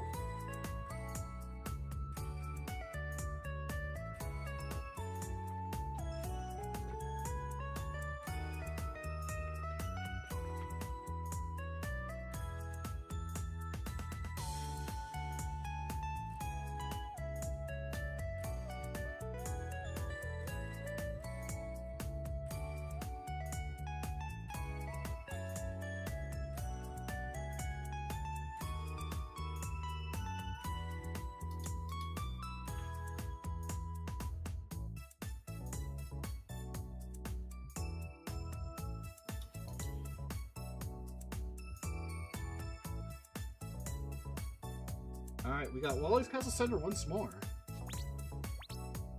It shows it's in the middle for me. Well, the Between- Wally's Castle Center was lit up, so. Oh, okay. I wasn't looking at that. I was like, not entirely sure which one that was. That's Gaston versus Excalibur. So we have another matchup of the Redheads. Bloody Queen versus Night Emperor. We'll see if this one's any different from the one we had before. We'll just have to decide with Gaston versus Excalibur. Both running the same mark, actually. Something that we haven't really talked about. The marks are actually a factor to an extent. They are running the PvP mark, which requires you to hit triple S rank on PvP. Gives you a little bit of HP, I believe, and either double attack chance? Yeah, I think it's double attack. Or maybe? Sonic Blade! Crescent! Power Smash! Cookie. More blood!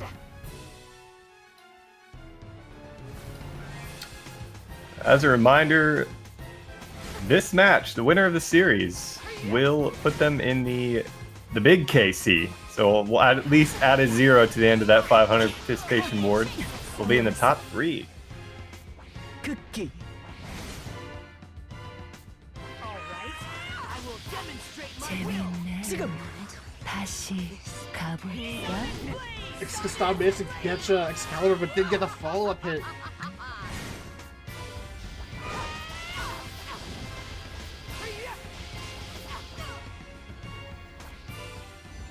Sonic Blade!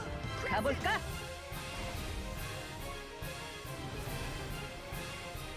Alright, I will demonstrate my will!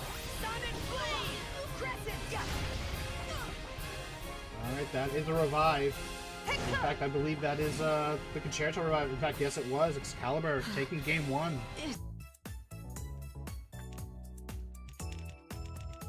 Choice for Gaston. Why is he getting MP? Star Ares is referring to Excalibur. Night Emperor has Battle Ready passive, which at the start of the match will provide them a little bit of HP and MP for a period of time. I was trying to choose the right one. There we go. Alright, Durahan Coliseum. Going right in.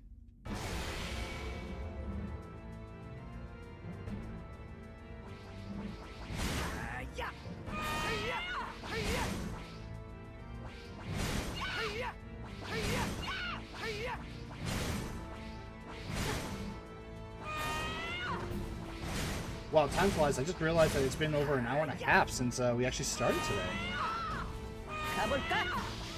We still have quite a few more matches left as Excalibur gets the first catch into Gaston.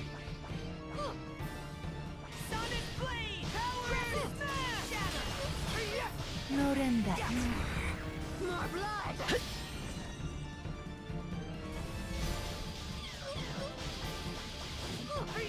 I like how Excalibur just waited, get all the hits in from Hell's Aspiration, and then go right in. 가볼까?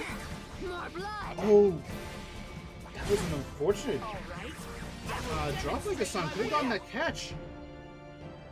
This White Queen's Revival Passive does get the catch with the Gaston, or I'm sorry, Excalibur, but escape still. 가볼까? I'm using that up 10 just to bait it out. This has some MP. There's a nice little tag. 극기. Both of them are in their Vitality and Gale modes, respectively, to get more MP. But unfortunately, Gaston does fall to the Undying Flame. 2-0 for Excalibur. Wow. Did not expect that one to be as decisive. And Excalibur now top 3 in the tournament.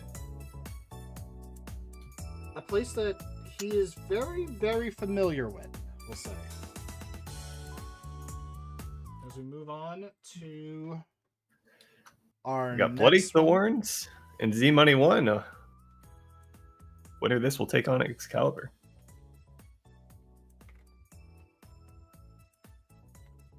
Are we going to see more of the cheering? I wonder. As we have Tree of El Bottom.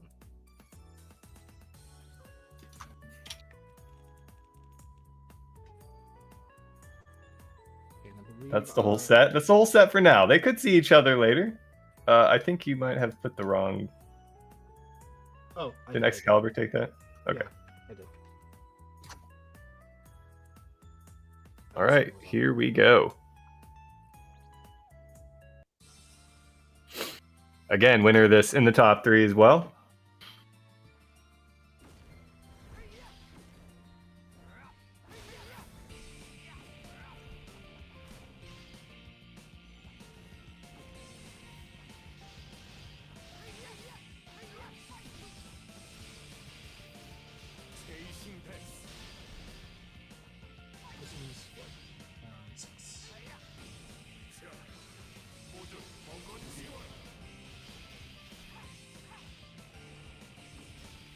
The winner of this will get a bit of a break.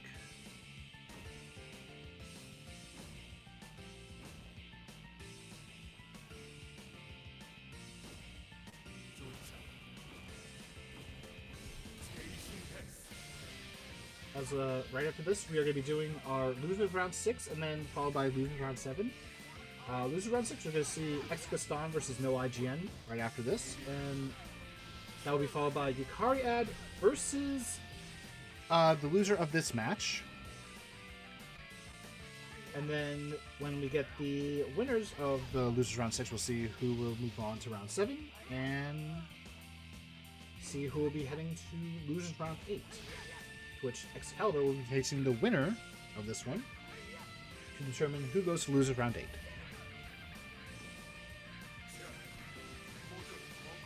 As Blade Thorns gets another catch onto Z Money. Oh, but no resources. That is game 1 for Bloody Thorns. Complete controls are out of that one. I'll see where Z Money wants to head.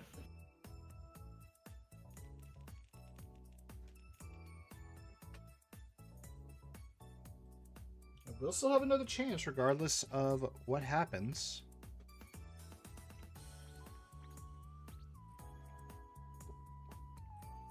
Over to the Velder The Wintry Velder. of Winter.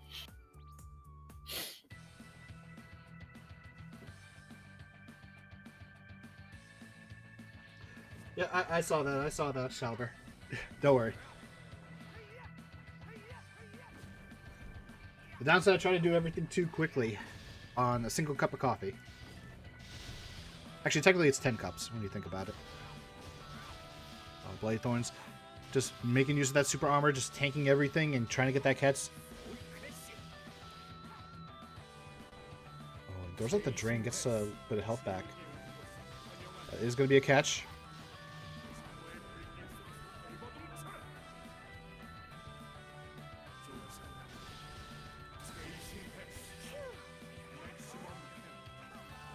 Ooh, maximum cannon.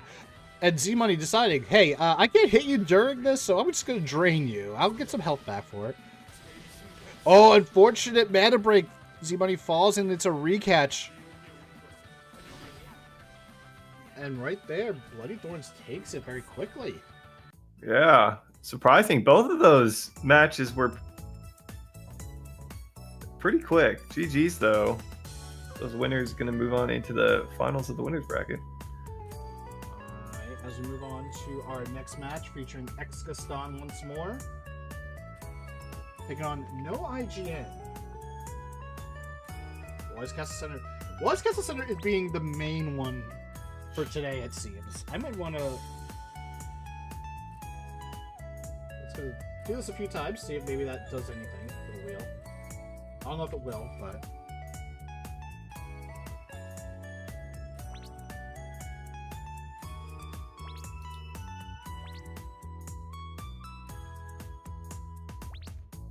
Going right into that.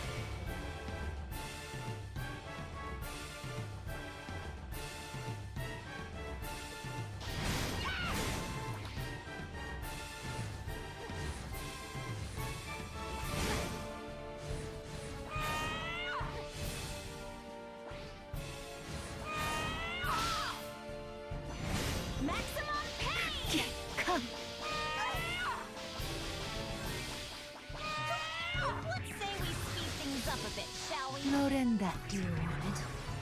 Slash. 잡았다.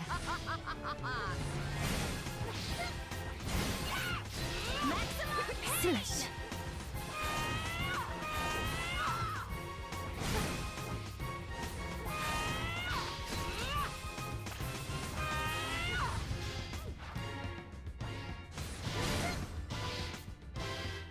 다시 가볼까?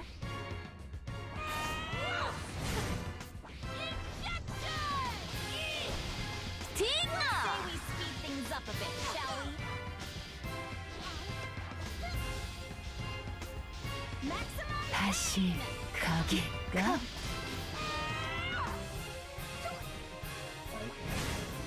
Sorry, had to take care of something.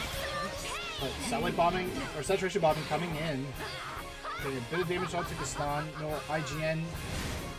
Getting pretty low in this play quick. Oh, but it tanks the saturation bomb because of the delay. A lot of MP out. There's a couple arrow shots. No IGN is recovering a bit from that passive. More MP could probably turn around if they get a nice little catch. Oh, that would have been a good catch. Getting Crescent right there. Getting quite a bit of hits. Oh, the pushing actually helped No IGN to get the ledge reset, but unfortunately it wasn't enough.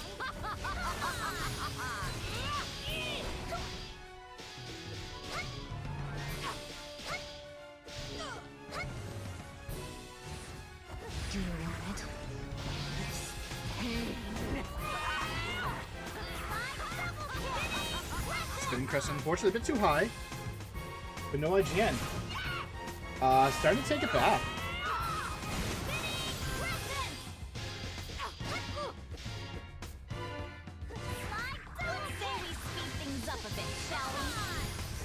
And like that, just like that, Gaston currently in Fatal.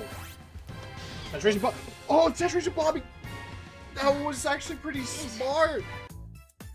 No IGN baiting Gaston. It's either you stay in there and you get hit by the bombing, or you come out and I get you with a spinning crescent. Alright, Durahan Coliseum. Game 1 going to NX IGN? Or no IGN. I know that they have an IGN with its NX IGN, and that might be a completely different person actually when I think about it. I don't know.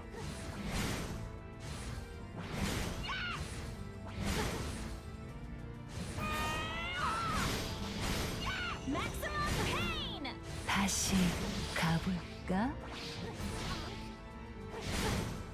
Yeah, game 1, no IGN, almost looking like he was gonna fall for that, but managed to bring it back, which is great.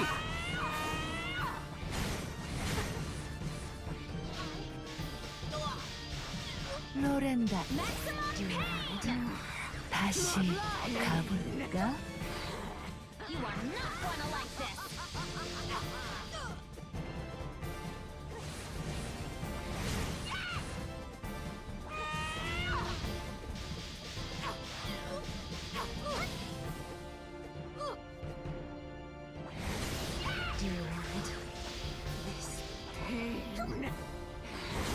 다시 가볼까? Oh, got the counter up, but no follow-up on that. Saturation bombing gonna be completely whiffed because of the movement.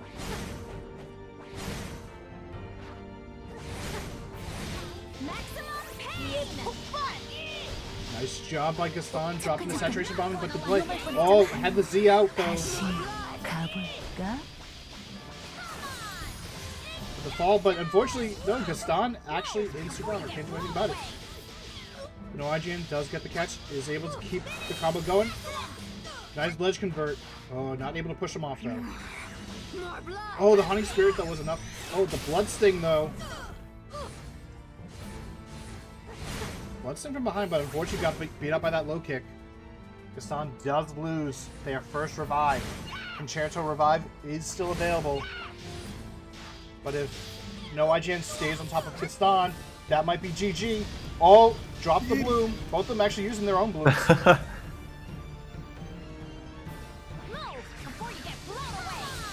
Then there's a spinning crescent to finish it off. Gaston eliminated by no IGN.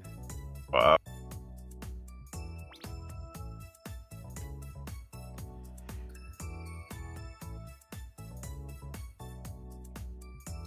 GG's. No IGN will take on winner of C Money New Card coming up next. That's true. See, I gotta invite you here. Yep.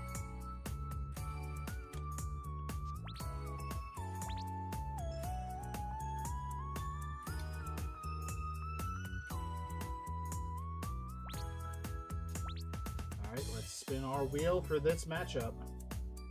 We are coming close to the end though. Shout out to everyone who's been participating today and putting on these great matches for us. I'm glad that we're ending 2025 with some great matches. Eternal winner will be our map of choice.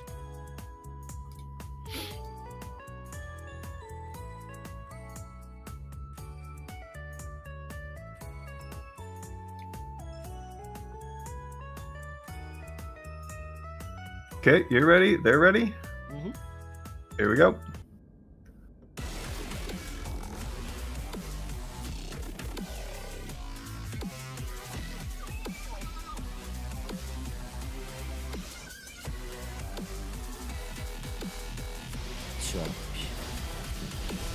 Alright, some money getting caught first, but Yukariad does drop the combo.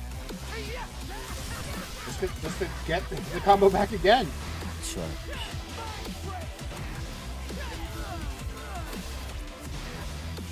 Yukari just taking it a bit slow, build up some resources. Splash Explosion does get the catch into the void field though because of that awkward corner.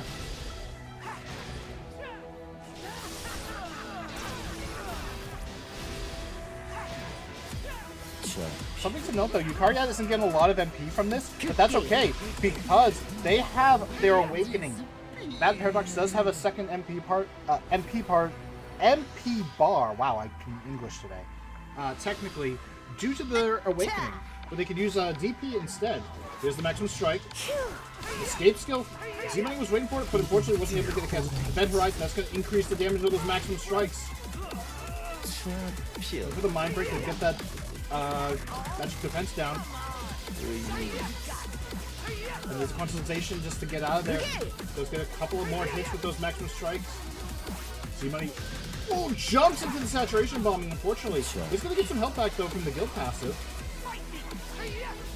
Oh, does get a good catch though.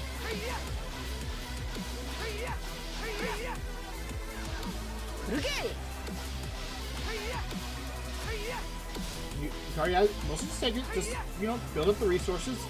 As you might use the drain, get some health back. Nice timing on that.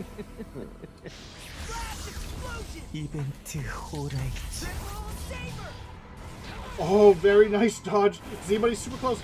Oh, but unfortunately the bloom, it does deal damage, like I said, is enough. The Raging Storm, though, I actually applaud Z-Money for using that Raging Storm. If it wasn't for the bloom, that probably would have been really good with the delay. I gave you room lead, by the way. Oh, you did? Oh, cool. So I can get the next one. People Nice.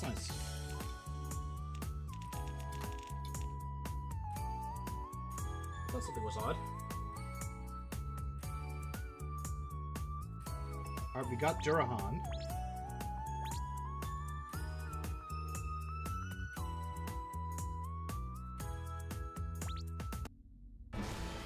Yukariad taking game 1. Hiya! Hiya! Hiya!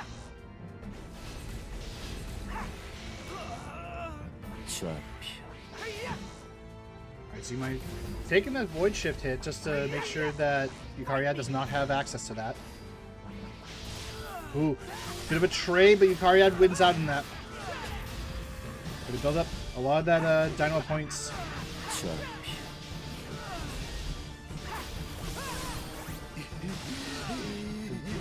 you might force to tank that saturation bombing.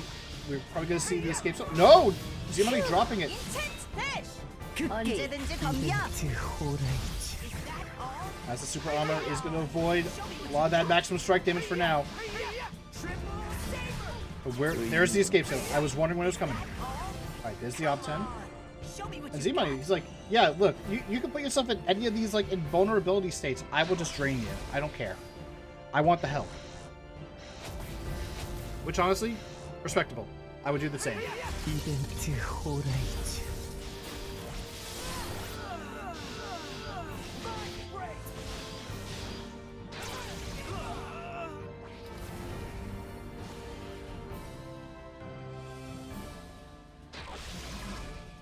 And just like that, Z-Money unfortunately goes down.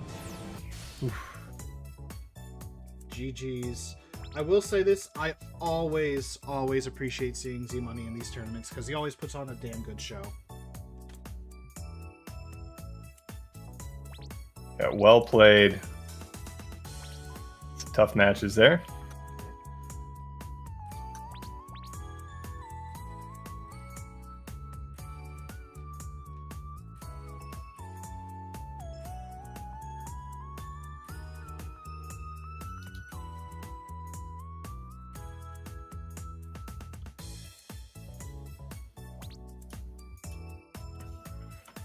And this next one is going to determine who is in the top 3.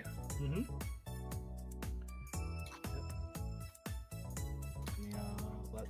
I'll let Excalibur and Bloody Bones know that you're going to be inviting soon. Okay. Here's I'll give you room lead. Thank you. Alright, our map of choice.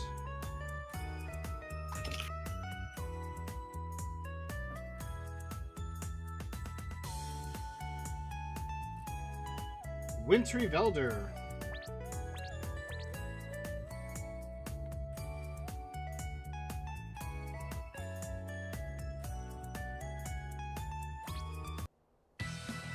Can't even mana break the saturation bombing, especially if you're delayed Z-Money or if you're in super armor, which we have mentioned in the past. Super armor is a blessing and a curse. Oh, sorry, got the wheel.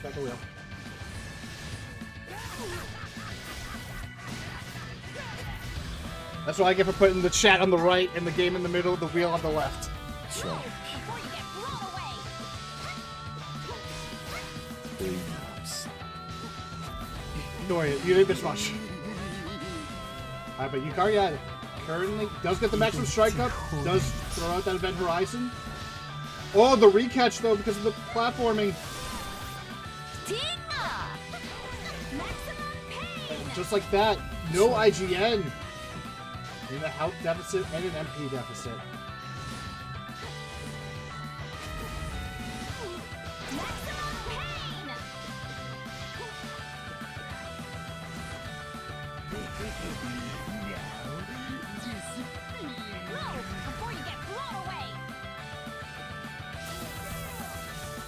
Alright, the Void Field only getting a little bit of tap, but not enough to keep no IGN in place.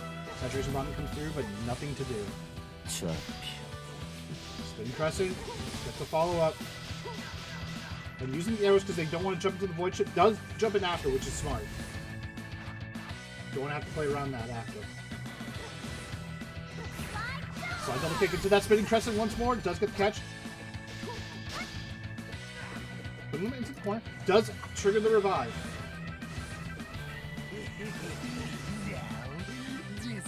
Here's the thing. Oh, never mind. I was gonna say, Yukari doesn't really have much they can do because if they try to stay in the air, Spinning Crescent can just hit them out of it and get the win. All right, Durhan Coliseum.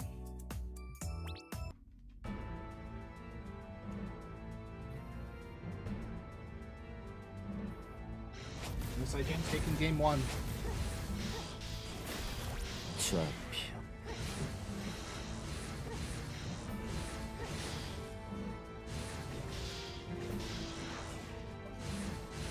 Yes, I have to agree with you, Excalibur. YJ is playing really well this tournament. I feel like they were dangerously close to losing a couple rounds ago, and they stuck through it. They Done very well. And right there, saturation bombing. Well timed by Yukari Ad as well.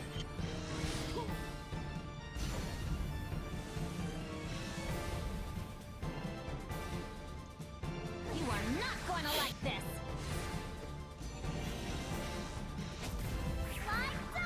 언젠가 일어날 Oh, does avoid the kinetic apocalypse.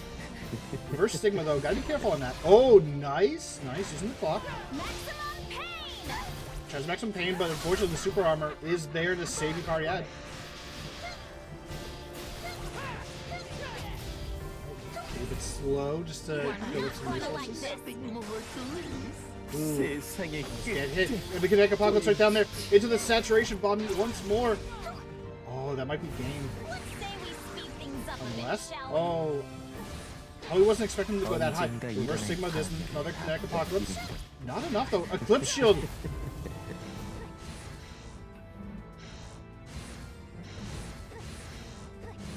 이벤트 There's Horizon is gonna connect.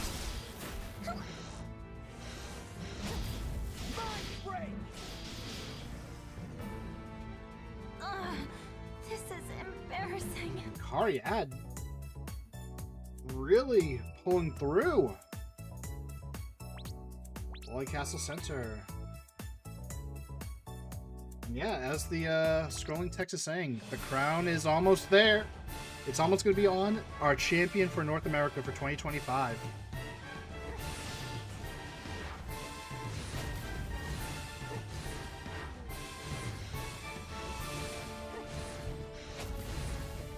Will it be Excalibur? Will it be Bloody Thorns? Will it be Yukari Ad? Or will it be no IGN? We're going to find out who's going to go to their champion. potential third place match.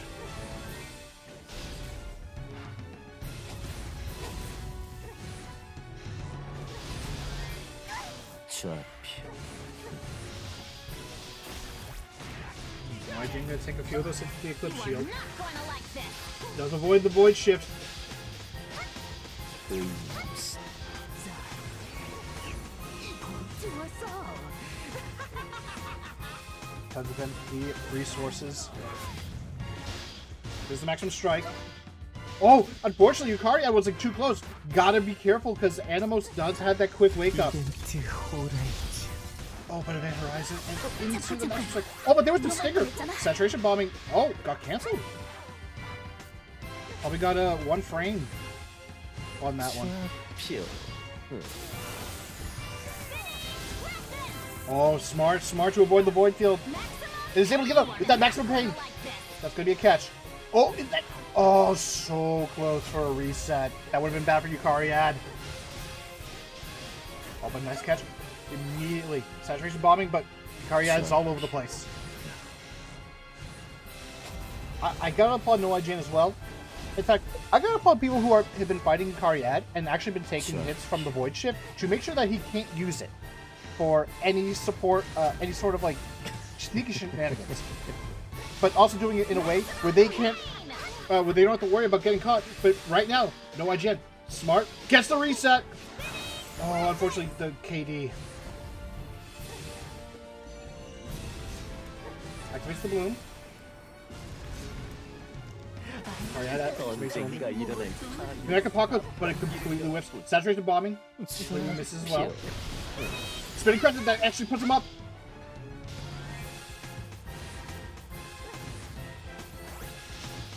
Saturated bombing catches Yukari Ad on the edge. You are not going to like Is this it? That's gonna be it for Yukari Ad. No IGN moves on. and will be in the top 3. GG's to both of them. GG's. Shanae, you should have definitely joined in.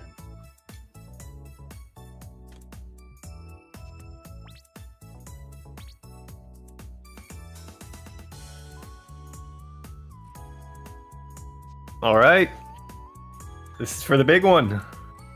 Not yet, not yet. We're not really there for the big one. Well, I mean, it's It's a big one. definitely a but big not match. the big one. Definitely a big match. We're in the top 3 now.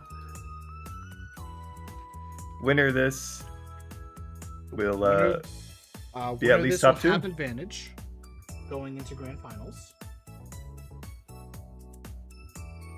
Let's see what our map is.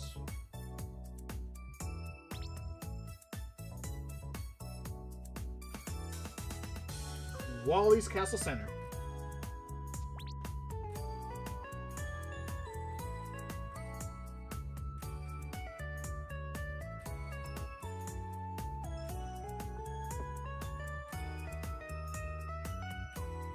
Alright.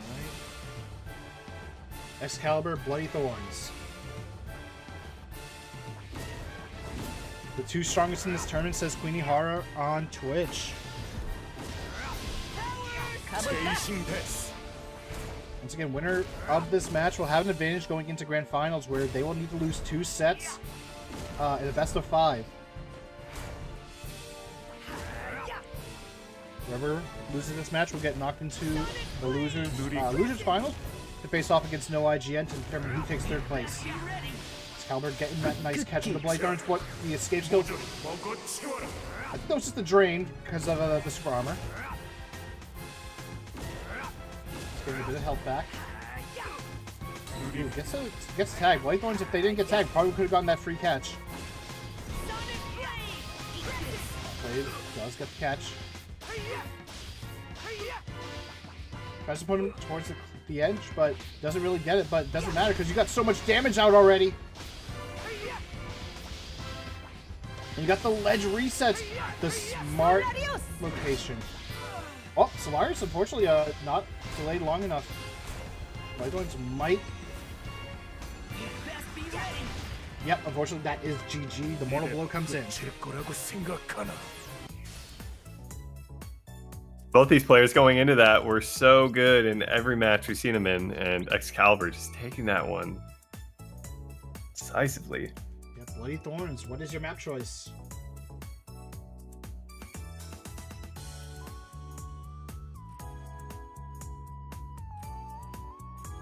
Definitely taking a moment to think about it.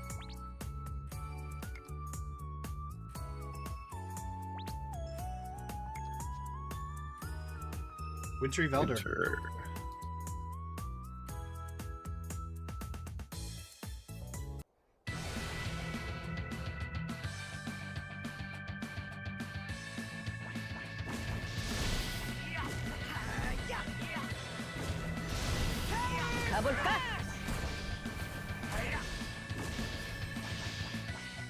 AYS player in the chat saying Excalibur reaction time on the Revenant dive commands are amazing.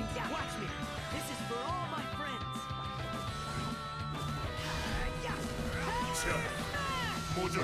And Z Lucky pointing out Knight Emperor with a heart.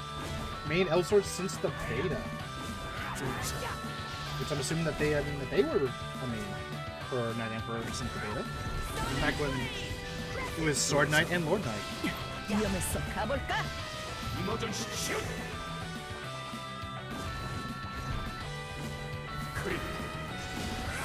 dead, unfortunately not enough.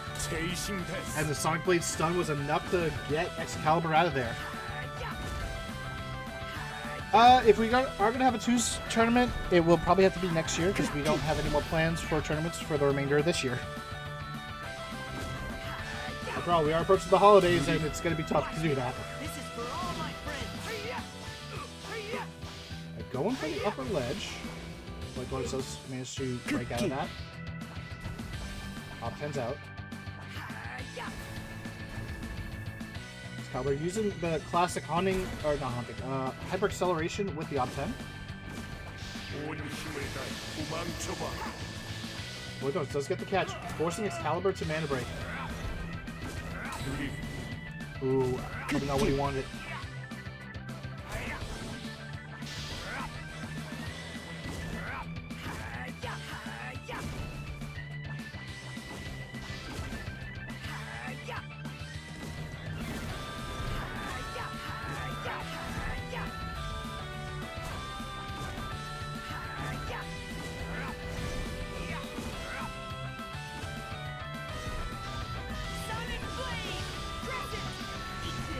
the slow from Fog of Death, not stopping Excalibur.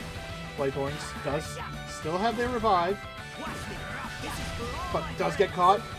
Is gonna fall though. Oh, and that's it. Bloody Thorns fall into Excalibur, the Sword of Legend.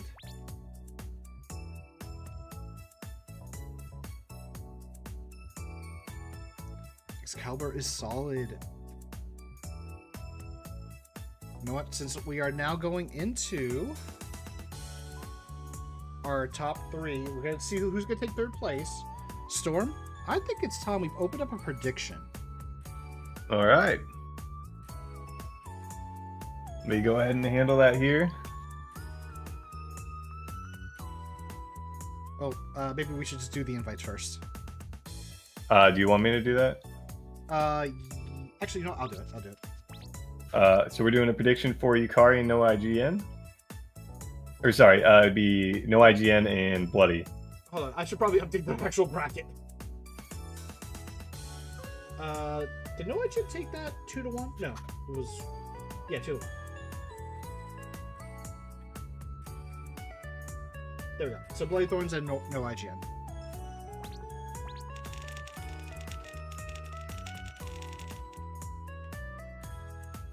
Gonna give 2 minutes for the prediction.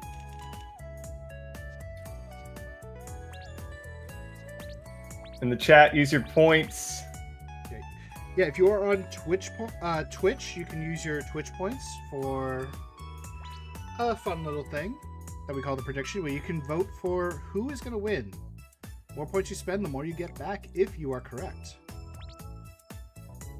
Okay, I got the competitors invited. Let me get you in here. We need our referee after all.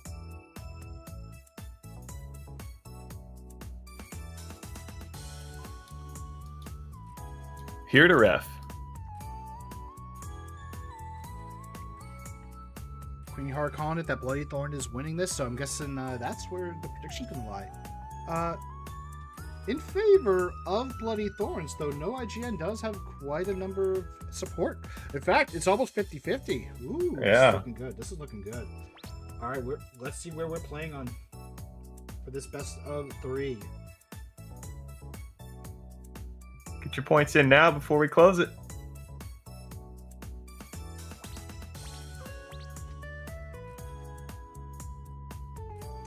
Eternal winner. All right, Storm is ready. I'm ready. Last chance, guys. Gonna close submissions as soon as it starts. You can let the timer run. It's fine. What if there's an advantage? Nah, it's fine.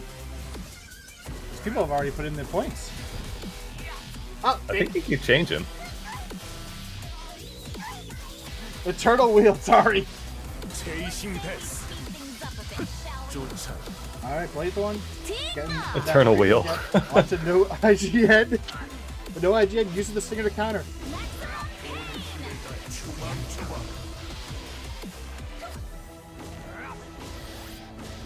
Saturation bombing, but Bloody Thorns doesn't get to avoid it. No IGN like trying to do something to get through all that super armor.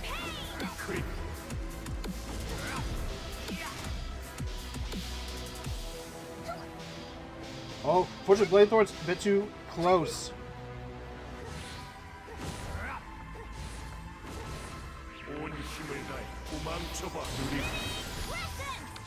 Oh, unfortunately, that chasing death still catches. Chilling breath right down into the corner. You are not going to like this.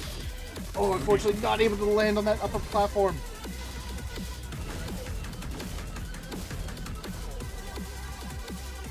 Let's have some health. Bring it back.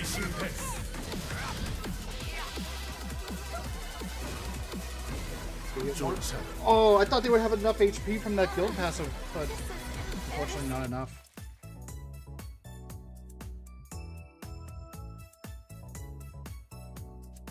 White Castle Center. Bloody Thorns looking to try to get a comeback against Excalibur. For 3rd place.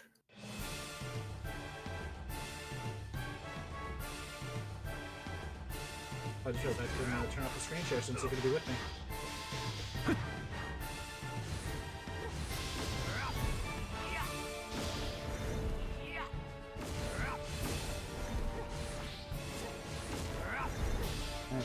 Like chat pointing out that this matchup is not really in favor of Animos, which understandable. The super armor makes it difficult for Animos, especially since they are a very big melee class.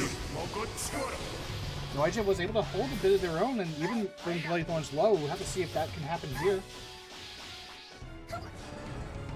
Ooh, but the drain is going to definitely make a bit of a difference right there.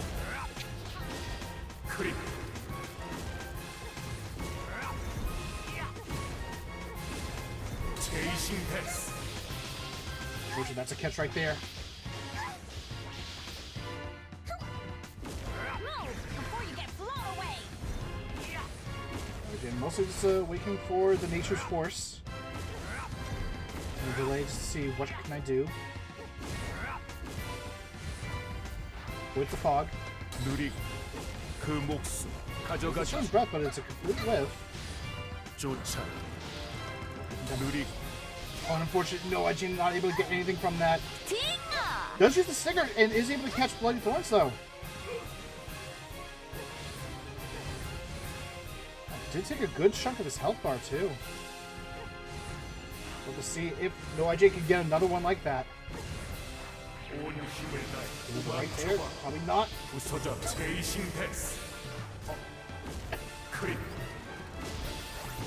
Does activate the saturation bombing. Try to kind of keep Bloody Thorns right in front of it. Oh, but it's able to get a catch. You are not going to like Wait, this. is that it? Oh, yep, does get the catch off that.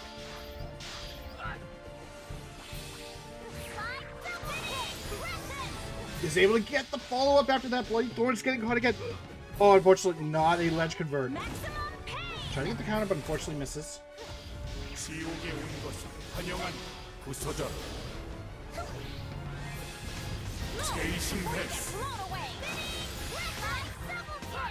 Oh! Bloody Thorns taking advantage of that chasing death. And does get the kill with the Undying Flame.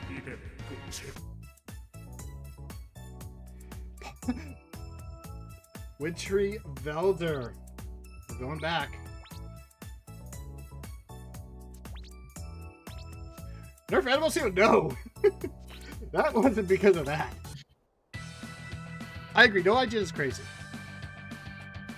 But taking the hits from the Bloom, the Spinning Crescent, and a couple of the hits from a Slide Double Kick, I assume connected, was enough to put Bloody Thorns into no HP, triggering the Fatal. And I'm inspired saying that if you got the core refund, that might have actually been game. I can see it. So now we have to see. No IGN, Bloody Thorns. Loser will take third place with a prize of 5,000 KC.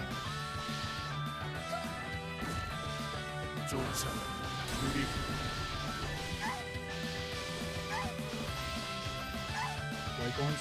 Classic ZZXX loops. You are not going to like this. It does get the connecting combo onto Bloody Thorns, but dash out of it. I mean, didn't expect to go through it. Oh, is that a catch?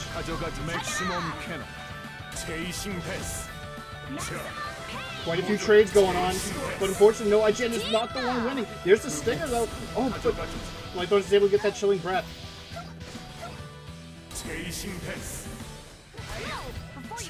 Oh, I see what he was trying to do. He was going to try to do the stop into the awakening for the catch, but unfortunately, gets tagged. No IGN is eliminated, taking third place. Bloody Thorns gonna move into the grand finals on the loser side.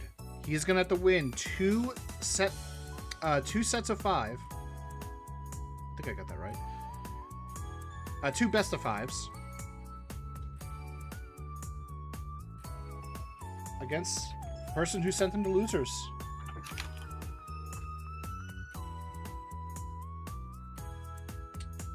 That's going to be impossible to see. All right, we've got another prediction. Who's going to win this set? Not necessarily the tournament, because obviously that would absolutely favor Excalibur. But the set is fresh. Oh, I guess I'll make in the room. Oh, sorry. It's not. I got it.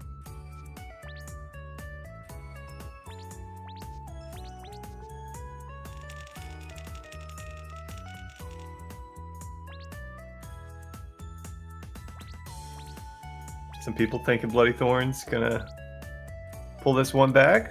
This is best of 5. It is possible. Maybe like Blade Thorns like wants the disadvantage because maybe he'll play better. Some people play better under pressure after all. Let's see. I might need to resize Blade Thorns' name a sec. What's the font?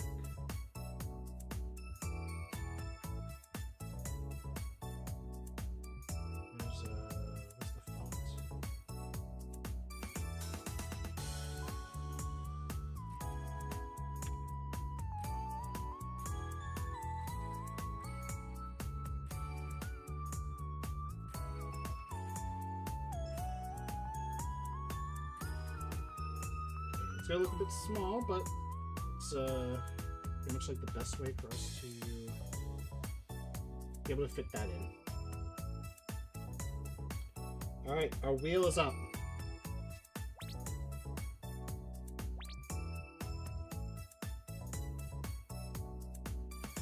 Tree of El Bottom.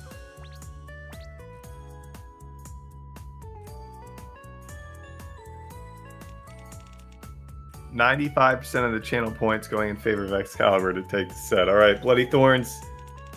Here's the adversity. Can they give us a second best of 5 set?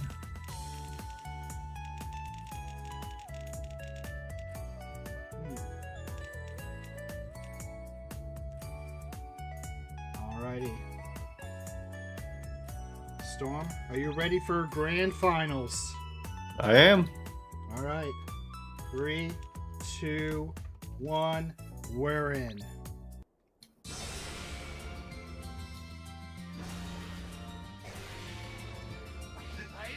I am inspired in chat saying I am down for an upset.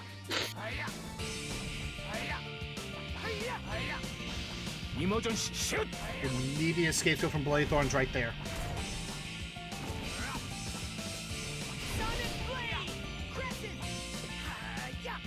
And Excalibur using the iron body just to counteract the super armor.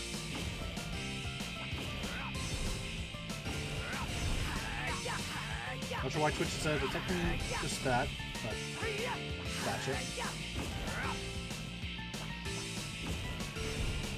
Where are all the Ice Show 1v1 players? Star of Airs. We actually had Madam Cosmos who took Metamorphy quite a bit. Took him quite far into the tournament, actually. Really great to watch. That's not going to be a catch, unfortunately, because of that super armor. Alright,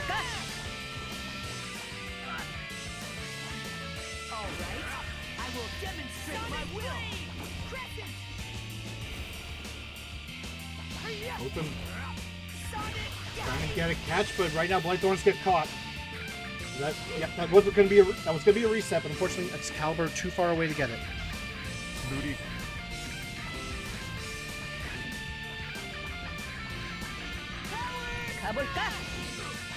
Thorns falls in, but gets tagged.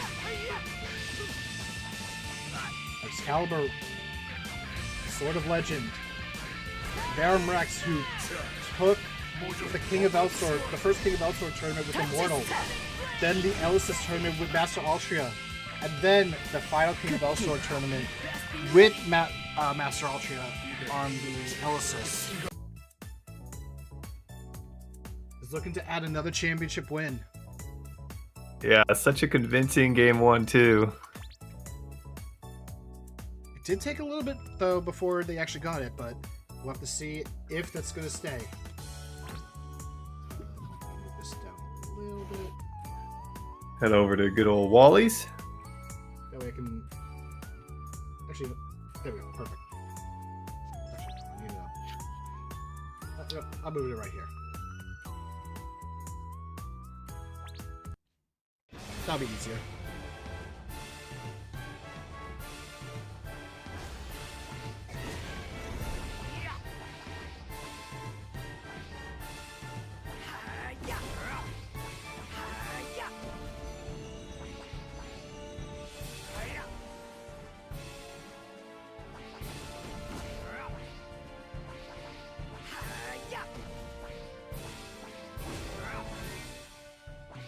Nice. Cowboy building up that MP from the battle ready to try to trade.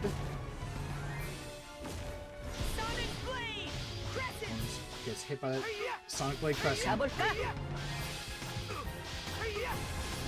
Imogen shoot!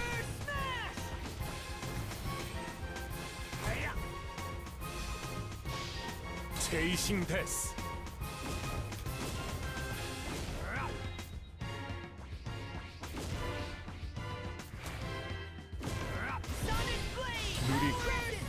Oh, the super armor, unfortunately not enough to save Bloody Thorns.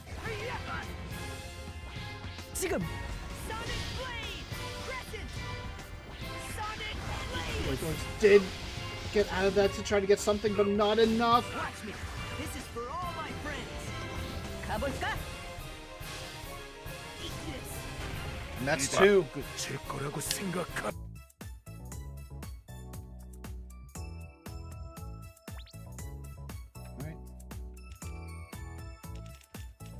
Will Bloody Thorns change something up here? Pull a reverse sweep? We're gonna see if they want the same map. Okay, they do. Alright. Alright. Just waiting on Storm to ready up. Oh. There we go. Alright. Tournament point for Excalibur. If he can win this, this will be the third different class that they have won a PvP tournament on.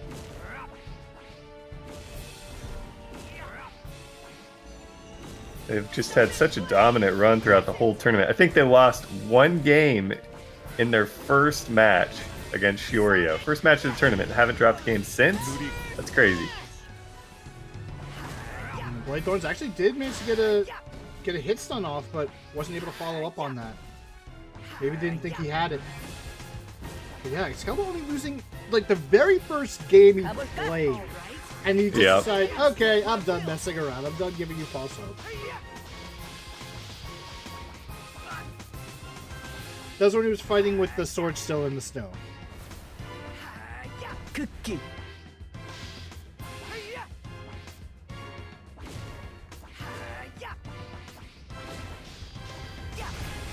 The Bloody Thorns, they had a lot of great games. But, oh my god, what happened? Excalibur happened. I looked away and I'm like, what? Very dominant series. It looked like nobody could really touch him since that first match we had talked about. And ends up taking the tournament just like that. Excuse me. I gotta watch that on replay.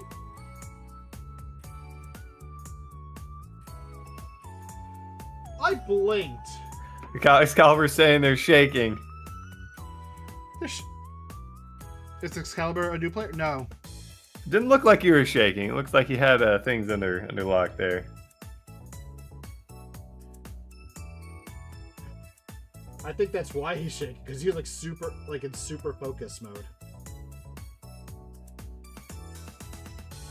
I'll look at that again. Hold on. Does Excalibur need coaching?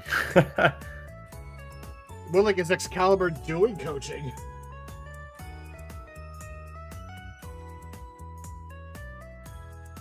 I have to see that again. Hold on. 'Cause, again, I blinked. Okay, okay. That explains a little bit more. Hey.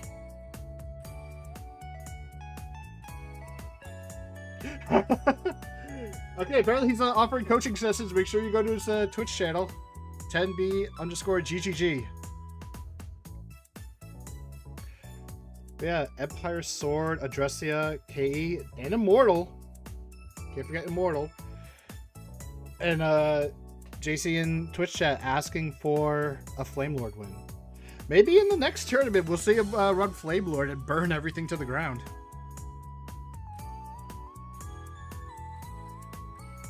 Alright. As a little bit of a reminder to all those who participated, except for first, second, and third, because they take the better prize. Those who played all their matches and was not DQ'd will earn 500 KC. Our third prize. Give me a sec, so I can update the bracket. Actually, I haven't been updating the bracket. I just realized that.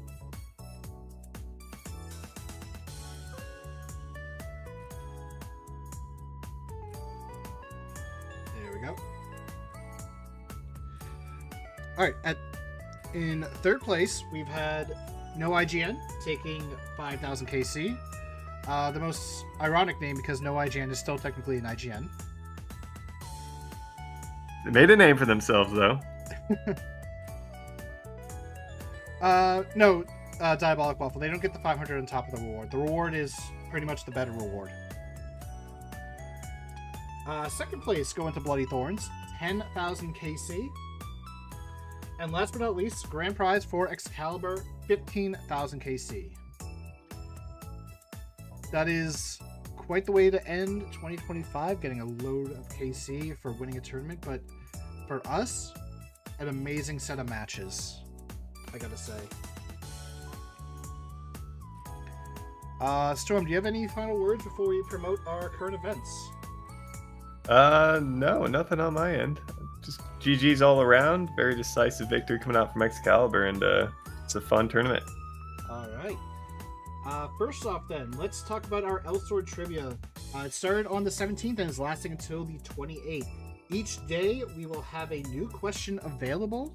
If you get the question correctly, you're going to earn 100 KC. If you get it incorrectly, you get 50 KC. There's the link in the chat for you guys to participate. Make sure you log into the website to do so.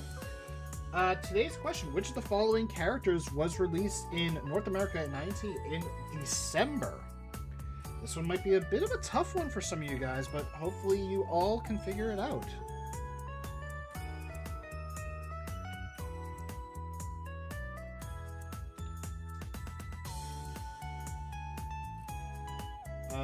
Discord quest. Storm, what is Discord quest? This week it is a screenshot.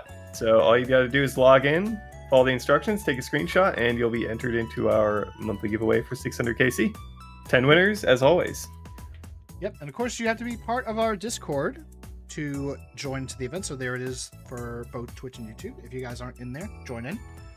We also have Who's That Character going on for the rest for the remainder of the month. Each day, I'm gonna be posting a screenshot, a crop screenshot, or a silhouette of a character, and you have to guess who that character is.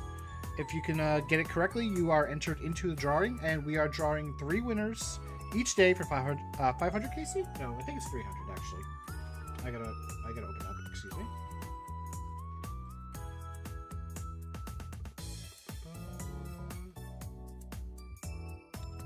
300. You had to use a one-day trial cube for this? What trial cube did you use, Excalibur? I'm actually curious. Arabiselji, understandable. Alright. But yeah, 3 winners for Who's That Character. Each day will earn 300 KC. You could win multiple times, so participate every day. Same with the trivia. Participate every day. That increases the amount of KC you earn. We also have Cryptogram. This week is third path classes, so it could be any class advancement in the third path. It can be the third job, it could be the first, it could be the second. It can't be the base. We're not going to do base. Technically, that does count, though, now that I think about it. Maybe next time I have to do that.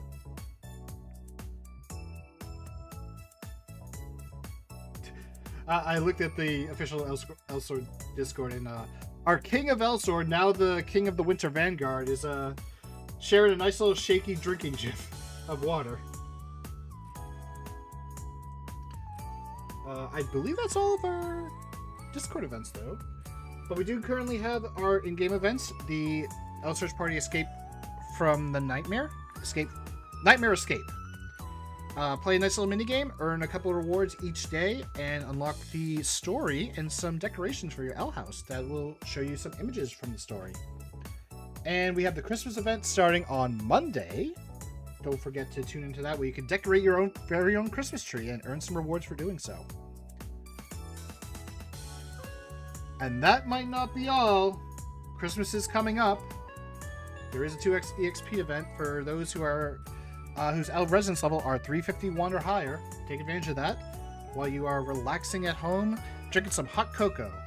Or maybe that's just me. I don't know about you, Storm. Yeah, definitely. We'll be drinking some hot cocoa as well. Nice. All right, with that said, ladies and gentlemen, we thank you very much for the final North American live stream for 2025. We still have one more live stream for the channel. It's going to be the International Server Top 16 starting at 4 a.m. tomorrow. That'll be 13 and a half hours from now. So if you guys want to see some more PvP action, see what the INT server is doing, hey, why not do that? That's PvE event during PvP turn. It's an Elsword event, Diabolic Waffle. It's an Elsword event. That's what matters. All right, I am GM Raiden, GM Storm. Bye, everyone. Merry Christmas or something. Merry Christmas. Happy New Year. Merry Christmas. We'll see you next year. Well, on the live stream at least. We'll see you next year. But till then, enjoy the holidays. Enjoy the time that you spend with your family. Enjoy some Elsword. We'll see you guys next year. Bye-bye, everyone.